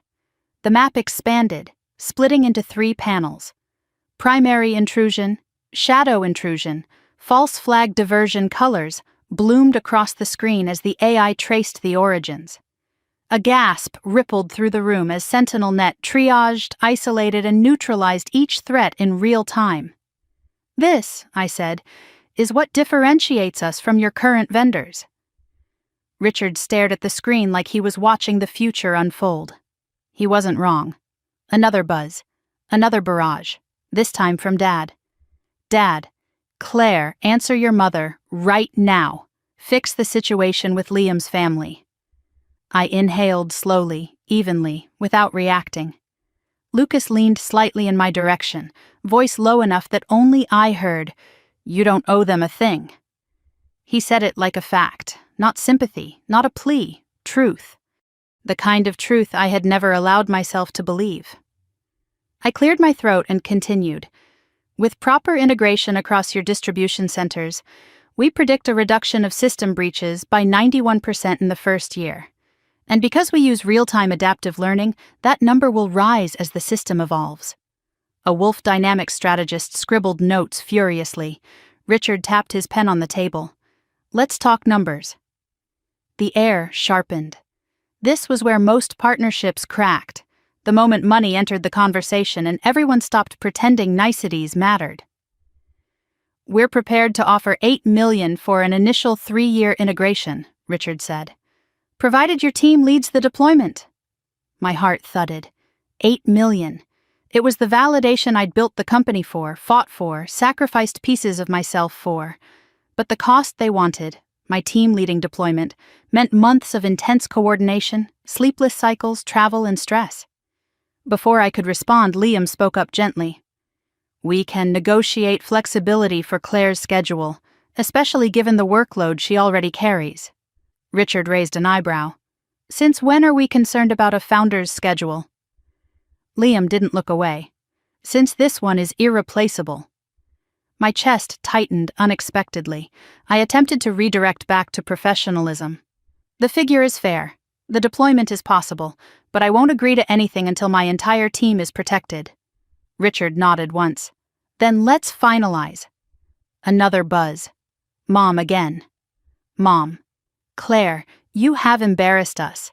Liam's parents are calling. Fix it now! Fix it now!" The words stabbed through my chest like a rusty needle. For years, that phrase had been my marching order. "Fix it now, Claire. Cover it now, Claire. Pay it now, Claire. Sacrifice now, Claire." But something inside me cracked open, cleaner than before, sharper, definitive.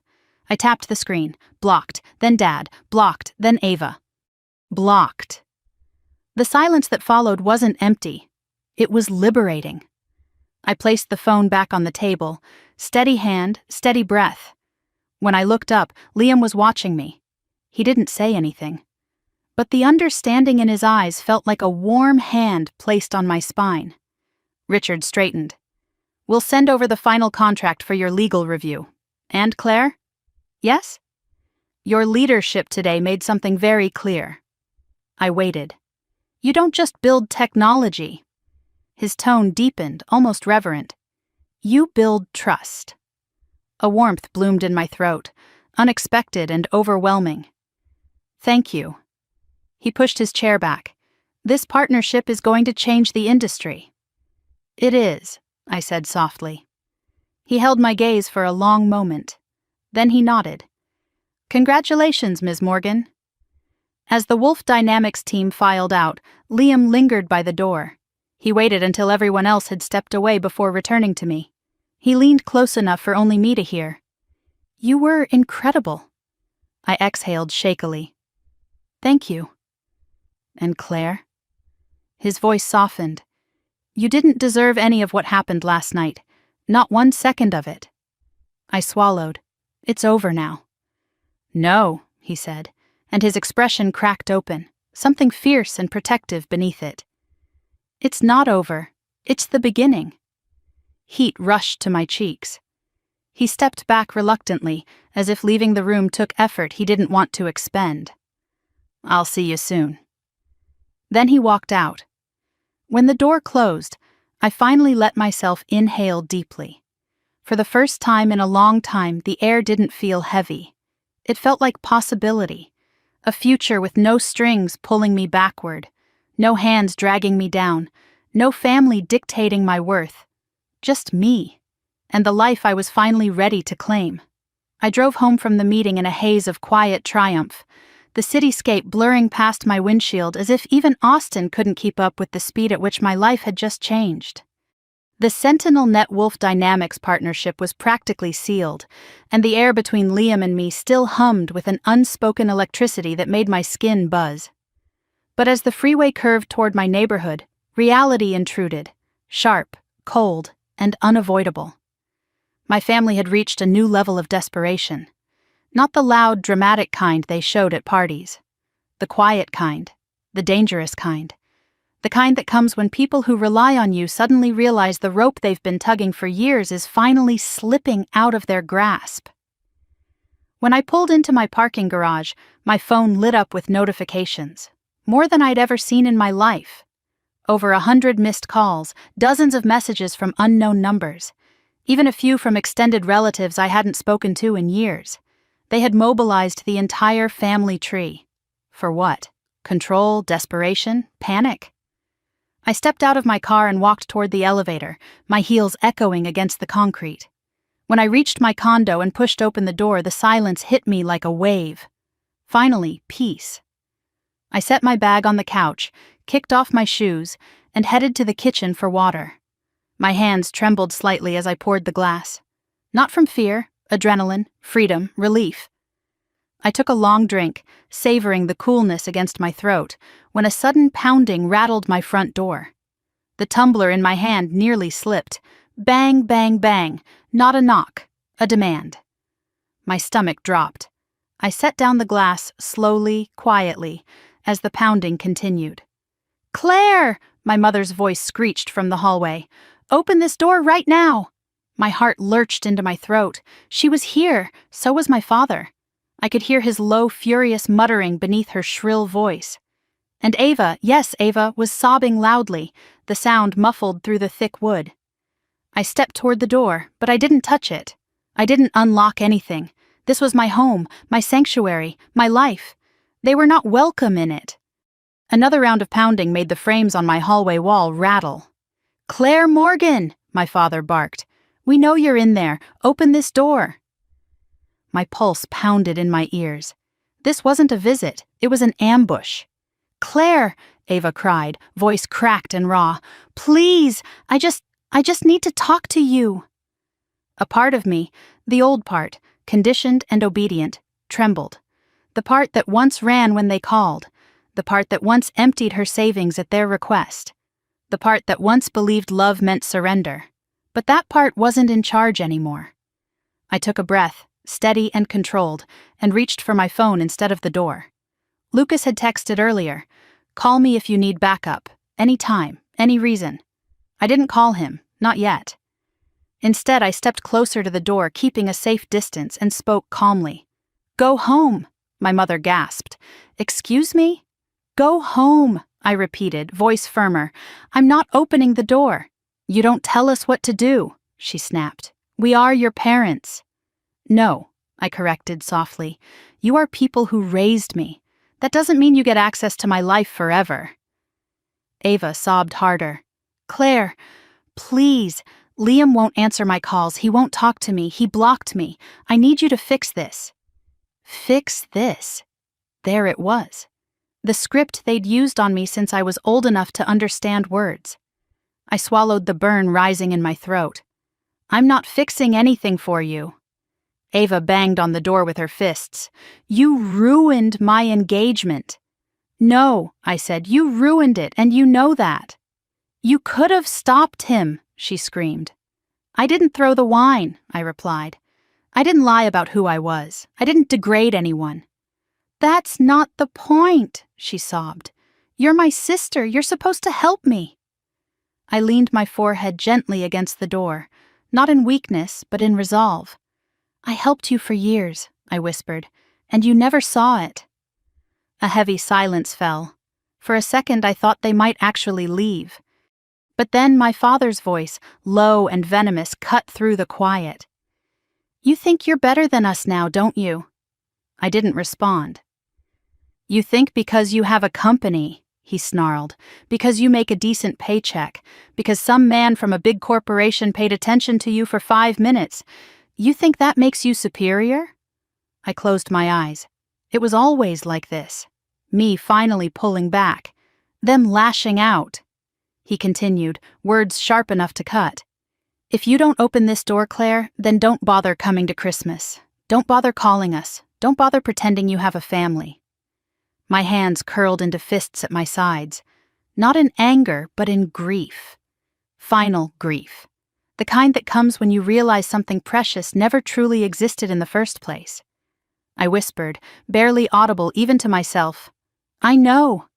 His fist slammed against the door again. "Open it!" "No." The hallway went dead silent.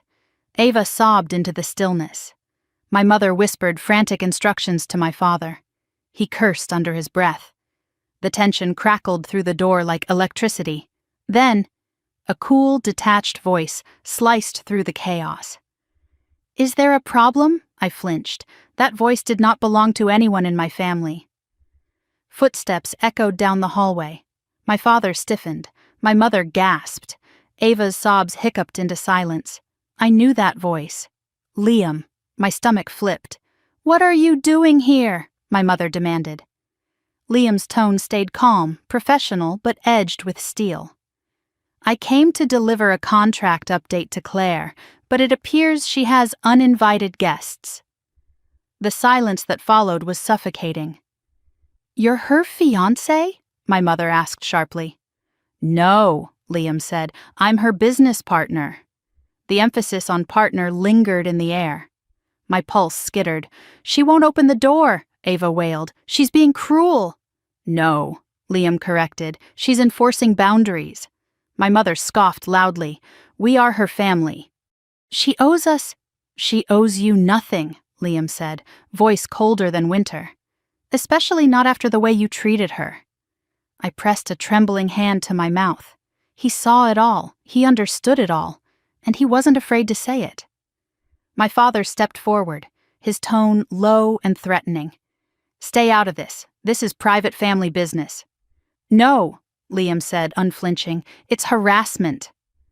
A sharp inhale from my mother, a gasp from Ava. "Claire," Liam called through the door gently, "do you want me to stay?" The question shattered whatever fragments of restraint I had left. I opened the door, slowly, carefully, not to let my family in, but to step out. The hallway lights cast a harsh glow across the chaos. My mother's pinched face, my father's clenched jaw, Ava's tear-streaked cheeks. Liam stood at the center of the storm with an expression like stone.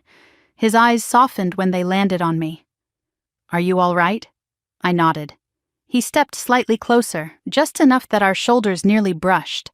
A silent shield. My father's face reddened. "You think you can stand between us and our daughter?" Liam raised an eyebrow. "She's a grown woman, not your property," my mother sputtered. "She owes us respect." "No," I said quietly, stepping forward. "You owe me respect." All three of them froze. I looked at each of them in turn. "For years I paid your bills," I said softly. "Covered your debts, gave up opportunities, hid my accomplishments so Ava wouldn't feel overshadowed. I let myself be small to keep peace that never existed." A tear slipped down Ava's cheek. "But last night," my voice wavered, then steadied. "Last night showed me the truth. You aren't my family. You never were. Not in the way that matters." My mother gasped as if slapped. "How dare you? How dare you?" I cut in, my voice iron for the first time in my life. "Show up at my home and demand more of me after everything I've given?" My father pointed a shaking finger. "If you walk away from us now—" "I'm not walking," I said. "I already walked. Last night." Ava's voice crumbled. "Claire, please don't leave me. I don't know what to do without you." The saddest part? That wasn't manipulation. It was honesty, a raw truth she'd never said out loud. I exhaled, a long, painful breath. "It's time for you to learn." She broke into sobs again. My mother grabbed her shoulders protectively. "Fine, if that's how you want it, then don't expect us to come crawling back." "I won't," I said softly. My father shook his head, disgust curling his lip. "You're a disgrace." Liam stepped forward before I could respond. Voice slow, controlled, dangerous. "If you speak to her like that again, I will personally file a harassment complaint. And trust me, my legal team is much bigger than yours." My father's face drained of color. My mother dragged Ava away down the hallway, muttering curses and accusations under her breath. Ava looked back once, her face devastated, eyes pleading. I held her gaze, but I didn't speak. Not this time. The three of them disappeared around the corner. The hallway fell silent. Only then did my knees wobble. Liam caught my elbow gently. "Hey, easy." I leaned against the doorframe, shaking from the emotional fallout. "I'm okay." "You don't have to be," he said softly. "Not right now." For a long moment I just breathed. Slow, shaky breaths that tasted like grief and relief tangled together. Finally I looked up at him. "Why did you come?" He offered a gentle, lopsided smile. "Because you needed someone to show up for you." The words cracked something inside me, something old, something wounded, something that had been waiting years to hear that. Before I could respond, Liam's expression shifted from concern to something warmer, something that made my heartbeat slip. "Claire," he said softly, "you don't have to face any of this alone anymore." The air thickened between us. I stepped back into my condo, turning slightly to face him in the doorway. He didn't follow, he didn't assume, he waited. "Do you want to come in?" I whispered. He smiled. "Only if you want me to." I exhaled, deep, steady, free. "For the first time," I said softly, "I want someone to stay." He stepped inside, and everything, the fear, the past, the years of being taken for granted, shifted, rearranged, made space for something new, something hopeful, something mine. If you want, I can continue immediately with Chapter 10, keeping the emotion, pacing, and dramatic tension exactly aligned with the story's arc. Liam stepped inside my condo with a quiet, careful kind of presence, as if he knew instinctively that any sudden movement might shatter the fragile emotional equilibrium I was clinging to. I closed the door behind him, the soft click echoing through the room like a final boundary sealing itself into place. For the first time in my life, the barrier wasn't meant to keep me inside, it was to keep them out. He didn't speak right away. He stood still for a moment, taking in the space. My condo wasn't lavish, but it was mine.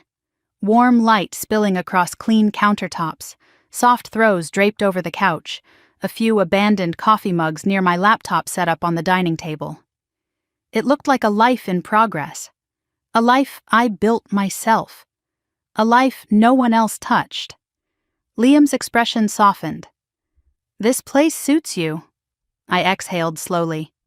"It's the first one I've ever chosen for myself." He nodded, as if that admission made more sense of me than any resume ever could. I walked barefoot across the hardwood, feeling oddly exposed in a way that had nothing to do with vulnerability and everything to do with honesty. "Sit," I said gently, gesturing to the couch.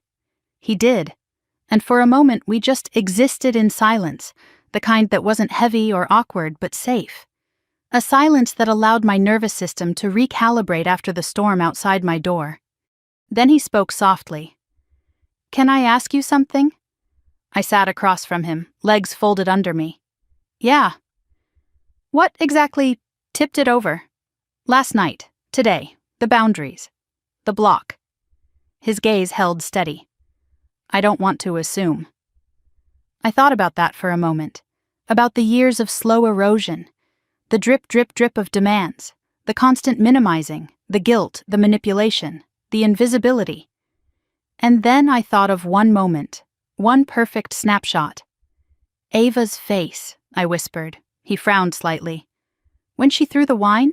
"No," I said. "After." He waited. "The moment before you yelled at her," I explained, voice growing steadier. "The second before the world shifted. That split-second look she gave me, it wasn't anger, it was—" I swallowed. "Victory." Liam's jaw tightened. "It wasn't the wine, it wasn't the insults, it wasn't even the lies," I continued. "It was realizing she enjoyed hurting me, truly enjoyed it, and that my parents saw nothing wrong." The smallest tremor ran through my hands. "I've been keeping peace for so long," I whispered. And suddenly I understood, nothing I do will ever be enough for them, and none of it has ever been about love. Liam leaned forward, elbows on his knees. "Claire, no one should have to earn basic respect from their family." I let out a shaky laugh. "Try telling them that." "I did," he said simply. "Tonight." My heart slipped a beat. His eyes locked onto mine, unwavering. "You deserve people who protect you. People who celebrate your success. People who don't drain the life out of you because they can." I couldn't hold his gaze for long. Not because it scared me, but because it felt too true, too gentle, too different from anything I'd ever been given. I blinked away the burn behind my eyes. "Thank you for coming. You didn't have to." He shook his head. "I did. I wasn't going to let you face that alone." Something warm unfurled inside my chest. After a minute, I got up and went to the kitchen. "Do you want tea?" Water? Coffee? I only have decaf after 5 or I'll never sleep again. He followed me, leaning against the counter with that quiet watchfulness he seemed to carry naturally. Tea is good, he said. I filled the kettle, my movements automatic. For so long my hands had moved with the tension of being needed too much. Tonight, they moved with the calm of being seen. As the water heated, Liam glanced at the stack of documents on my dining table. Flowcharts, integration plans, technical drafts. You worked all night, he said gently. We both did, I replied. SentinelNet doesn't run itself. Maybe you should let it, just for one night, I smirked. And risk a system meltdown? No thanks. He didn't laugh. Instead, he stepped closer, not enough to touch me, but close enough that the air shifted. Claire, he said quietly, I know you're strong. I know you're resilient. You've built something extraordinary with your bare hands, but strength doesn't mean you have to carry everything alone. I tightened my grip on the tea mug. That's the thing, I said. I wasn't strong for myself. I was strong for them, and it never mattered. It matters now, he murmured. It matters to me. My breath caught. The kettle whistled, sharp and sudden, breaking the moment. I poured 2 cups, handed him one, and we sat back on the couch, this time closer, side by side, knees almost touching. For a while we just sipped in silence. My condo windows framed the city lights like constellations drifting across glass. The hum of distant traffic sounded almost like ocean waves, soft, rhythmic, grounding. I set my mug down. Can I tell you something? Anything. I didn't block them because I was angry, I said. I blocked them because I felt nothing, absolutely nothing. He nodded slowly, understanding without judgment. That's not apathy, he said. That's healing. A soft laugh escaped me. Funny, it feels more like I'm shedding skin. Maybe you are. We sat back, the air between us shifting again, warmer, heavier, charged. Claire, he said softly, I want you to know something before we move forward, with work or anything else. My pulse tightened. You don't owe me anything, he said. Not kindness, not trust, not answers. I don't want anything from you except what you want to give. My chest expanded painfully. Because no one had ever said that to me. Not my parents, not Ava, not anyone.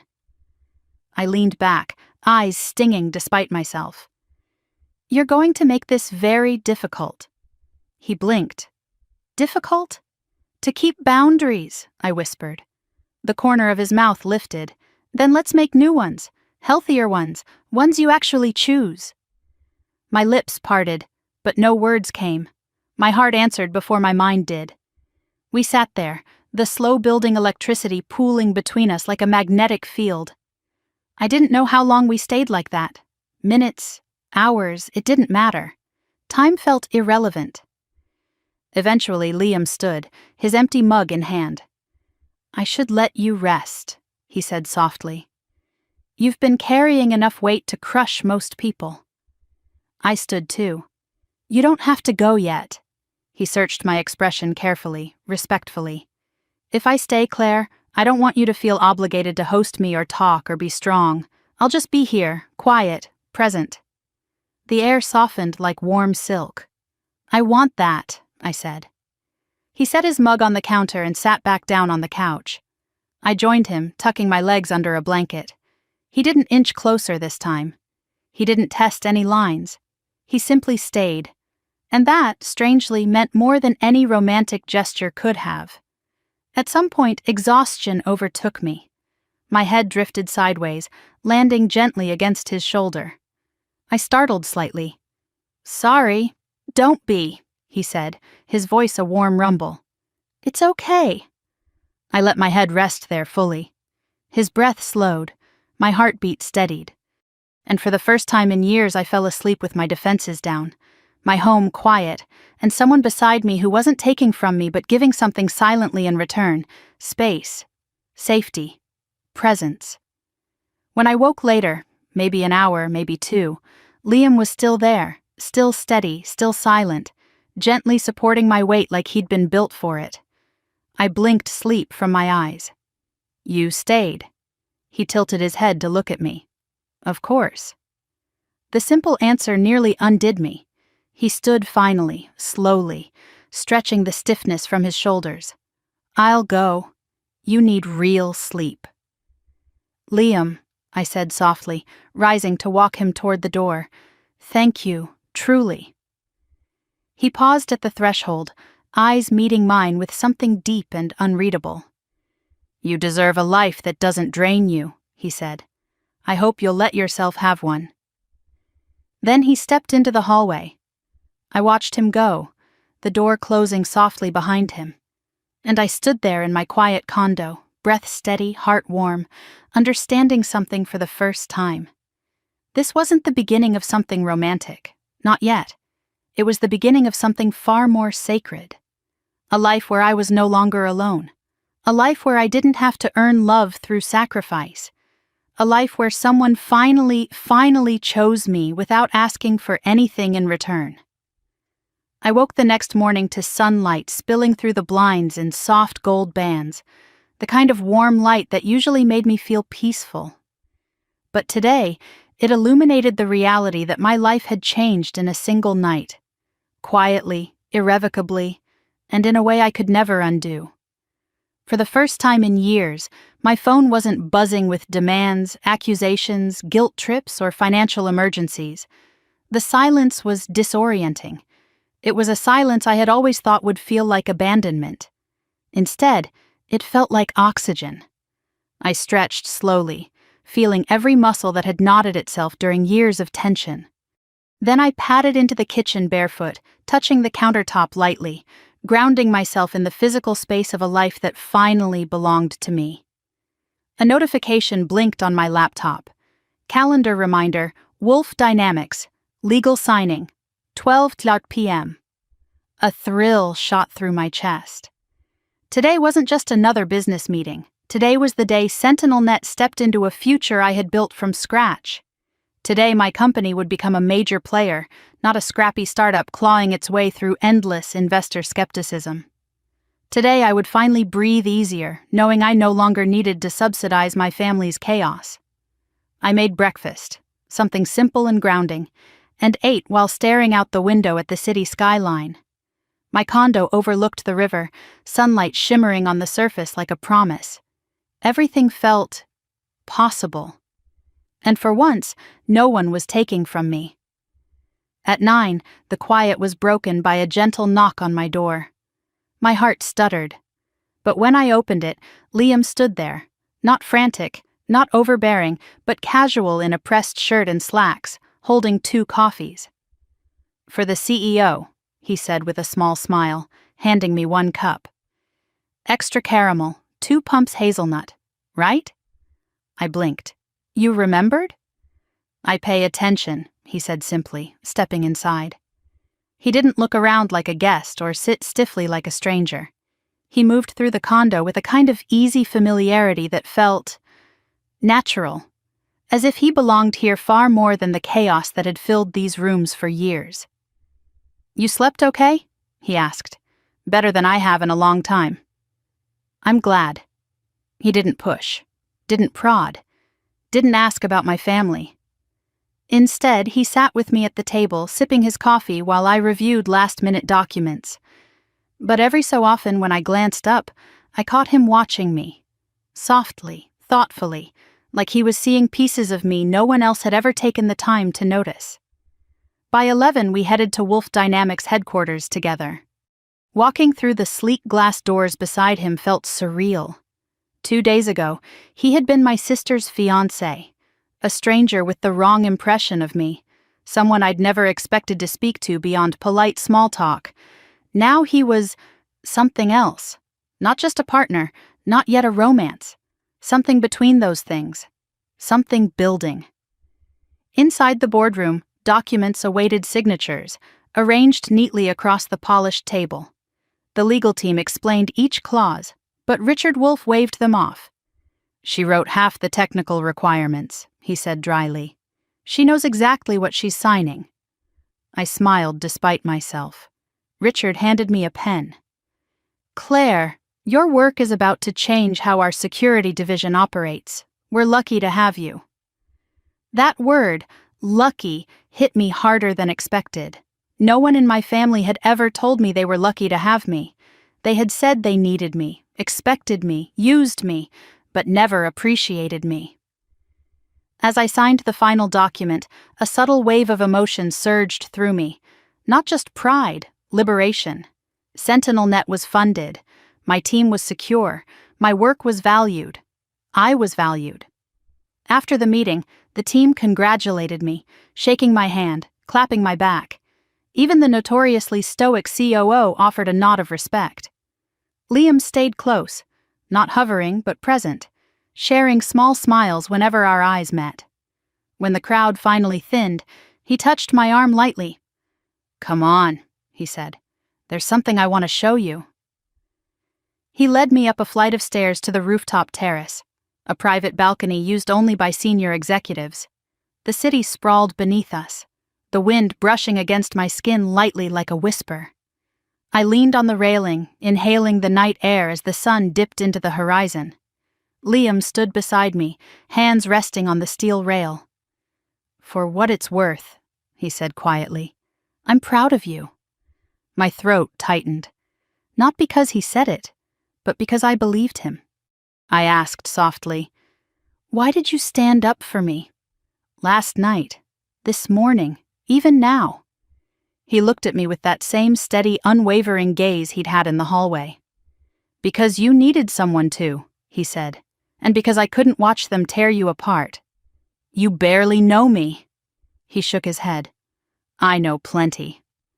I waited. "You're brilliant. You're resilient. You're kind, even when no one returns the favor. And you carry the weight of 3 people's selfishness on your shoulders without ever asking for help." His voice softened. "And shouldn't have to." A warmth spread slowly through my chest, like a sunrise expanding behind my ribs. Then he said something I never expected to hear. "You're not invisible anymore, Claire." My breath caught. He took a step closer, not touching me, not crowding me, just close enough that the space around us changed, charged. "I want to be part of your life," he said softly. "But only if you want that too. Only if it's something you choose freely, not out of gratitude, not because I helped you last night." I looked at him. Really looked. The sincerity, the gentleness, the quiet strength. And I felt something unspoken shift inside me. "I don't want a savior," I whispered. "I don't want to be one," he replied. "But I do." My voice trembled. "I do want someone who stays." He inhaled sharply, and for a moment the entire world felt like it was holding its breath. But I wasn't ready yet, not for labels, not for promises. So I stepped back a half-inch, letting the cool breeze settle between us.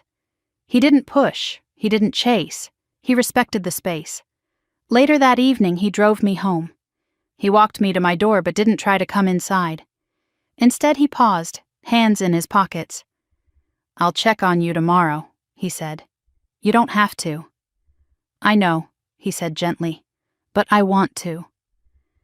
As he turned to leave, I called softly, "Liam?" He looked back. "Thank you." The smile he gave me was small but warm enough to melt something frozen inside me. When I finally stepped into my condo, I sank onto the couch, letting the quiet settle around me like a soft blanket. And as I curled under a throw, watching city lights dance through the window, I realized this chapter of my life wasn't just about revenge. It wasn't just about breaking free. It was about rediscovery, about rebuilding, about healing. And the woman I was becoming? She was someone I was finally proud of. The auditorium lights dimmed as people took their seats, their quiet murmurs blending into a low hum that vibrated through the polished floor. I stood backstage, the weight of my new life pressing gently but firmly against my ribs. My palms weren't sweating, my knees weren't shaking. For the first time in as long as I could remember, I was standing exactly where I was meant to be, with no one pulling me backward. A stagehand gave me a nod. You're up after the citation. I breathed in slowly, letting the air settle deep in my lungs. This ceremony wasn't for a military rank. It wasn't even for a public award. It was the recognition event Wolf Dynamics hosted for major partnerships. A symbolic moment designed to honor leaders who had transformed the company's trajectory for the year. And today, they were honoring SentinelNet. They were honoring me. From behind the curtain, I heard the announcer's voice echo across the auditorium. Today, we recognize a partnership built on innovation, integrity, and unparalleled technical excellence. Please welcome Claire Dawson, CEO and founder of SentinelNet. A wave of applause rolled through the room like a tide. I stepped out into the lights. For a moment, the brightness washed everything else out. Then faces sharpened from the haze. Engineers, executives, department heads, and support staff. Dozens of them, all of them standing for me. In the very front row, I saw them. My team, cheering wildly, clapping until their hands turned red. Richard Wolf, grinning like a proud uncle. And beside him, arms folded, posture relaxed, but eyes glowing with pride. Liam. Our gazes met, and something warm spread through my chest, steadying me more than any speech ever could. I approached the podium and placed my hands on either side of it, grounding myself. The applause faded into silence. "Thank you," I said softly, my voice carrying through the crisp acoustics of the room. "I'm honored, truly." I exhaled, feeling every word come from somewhere deep, somewhere honest. A year ago, SentinelNet was just an idea on a whiteboard, a dream scribbled in frustration and hope during late nights when I wondered if anyone would ever see what I was capable of. I never imagined I'd be standing here today. A ripple of quiet laughter moved across the audience. I spent years believing that success meant keeping everyone around me supported, even when it tore pieces out of me. I believed family meant sacrifice. I believed love meant giving until I had nothing left. But what I learned this year, what changed my life, was realizing that sacrifice without respect is not love. And family isn't defined by DNA. I glanced again at the front row. My chosen family. People who showed up. People who believed in me without asking for anything in return. I learned that sometimes the people who are closest to you by blood can be the ones who hold you back the most. And sometimes the people you meet along the way are the ones who help you rise. Liam's expression softened, just enough that I felt it like a hand on my shoulder. I continued, "I built SentinelNet in the shadows, late at night, on weekends, during holidays where I sat alone with my laptop instead of at a family table. It was my lifeline during some of the hardest years of my life. And seeing all of you here today, supporting the work we've done, it means more than you know." A soft hush filled the room, the kind that meant people were truly listening. To everyone at Wolf Dynamics, thank you for believing in our technology. Thank you for believing in me. And to my team, thank you for being the family I didn't realize I needed. You taught me what loyalty looks like, what respect feels like. My throat tightened, but I held steady. "And finally," I said, voice lowering, "thank you to the version of myself who didn't give up, even when no one saw her worth, even when her own family made her feel invisible. She fought for this moment, and I'm standing here because of her." Applause erupted again. It washed over me like warm rain, cleansing and affirming all at once. After the ceremony, I was ushered into a reception hall filled with champagne, congratulatory handshakes, camera flashes, and warm smiles. My team surrounded me immediately, shouting jokes about becoming famous, arguing over who had known I'd make it this far first. I laughed, really laughed, in a way that felt light and unburdened. Someone tapped my arm. I turned. Liam.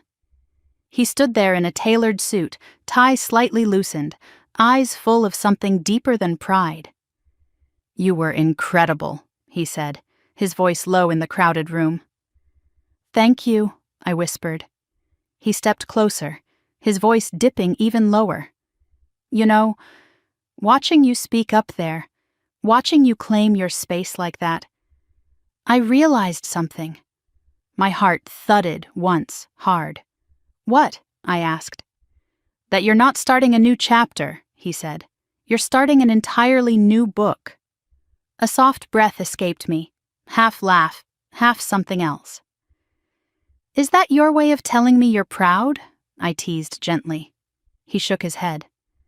That's my way of telling you, he said, that you deserve everything good that's coming your way, and that I'm honored I get to walk beside you for as long as you'll let me. Warmth spread through my chest, slow, steady, unstoppable.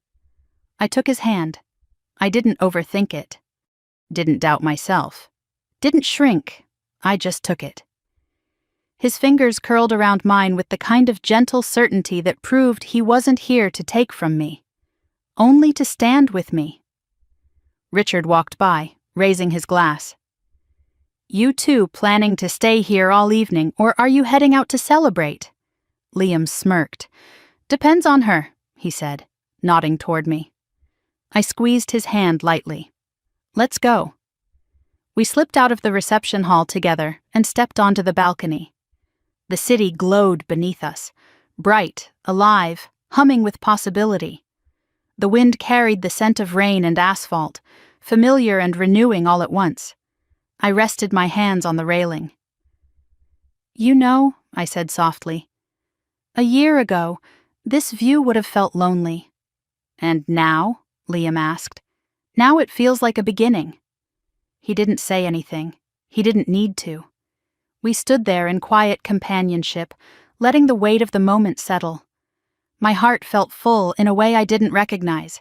Steady, rooted, safe. After a while, he turned slightly toward me. Claire? Yes? I'm really glad you chose yourself, he said. Me too, I whispered. And for the first time in years, I truly meant it. Hours later, alone again in my condo, I set my purse on the counter, kicked off my heels, and walked to the window. The city sparkled beneath the night sky. I thought about the girl I used to be, the one who worked until her body broke down, who gave everything to people who gave nothing back. I thought about the pain, the betrayal, the humiliation, the wine-soaked dress at my sister's engagement party. And then I thought about the woman I became, the one who walked away, who set boundaries, who built something from dust and determination, the woman who chose peace over obligation, self-worth over guilt. This wasn't revenge anymore. This was rebirth. I placed my hand against the glass, feeling the faint chill of the night. If you're hearing my story right now, if something inside you is whispering that you've been giving too much, sacrificing too hard, waiting too long for people who never show up for you, listen to that voice. You deserve more. You deserve respect, dignity, support, and love that doesn't come with chains attached. And I hope my journey shows you that walking away isn't the end. Sometimes it's the first step toward the life you were meant to live. If this story hit a place in your heart that needed light today, tell me in the comments. Share your own story, your own strength, your own moment of choosing yourself. And if you want to hear more stories of revenge, rebirth, and taking your power back, make sure you like this video and subscribe to the channel. We're building something here. A place where the black sheep finally get to become the wolves. Stay with us. Your story isn't over, and neither is mine.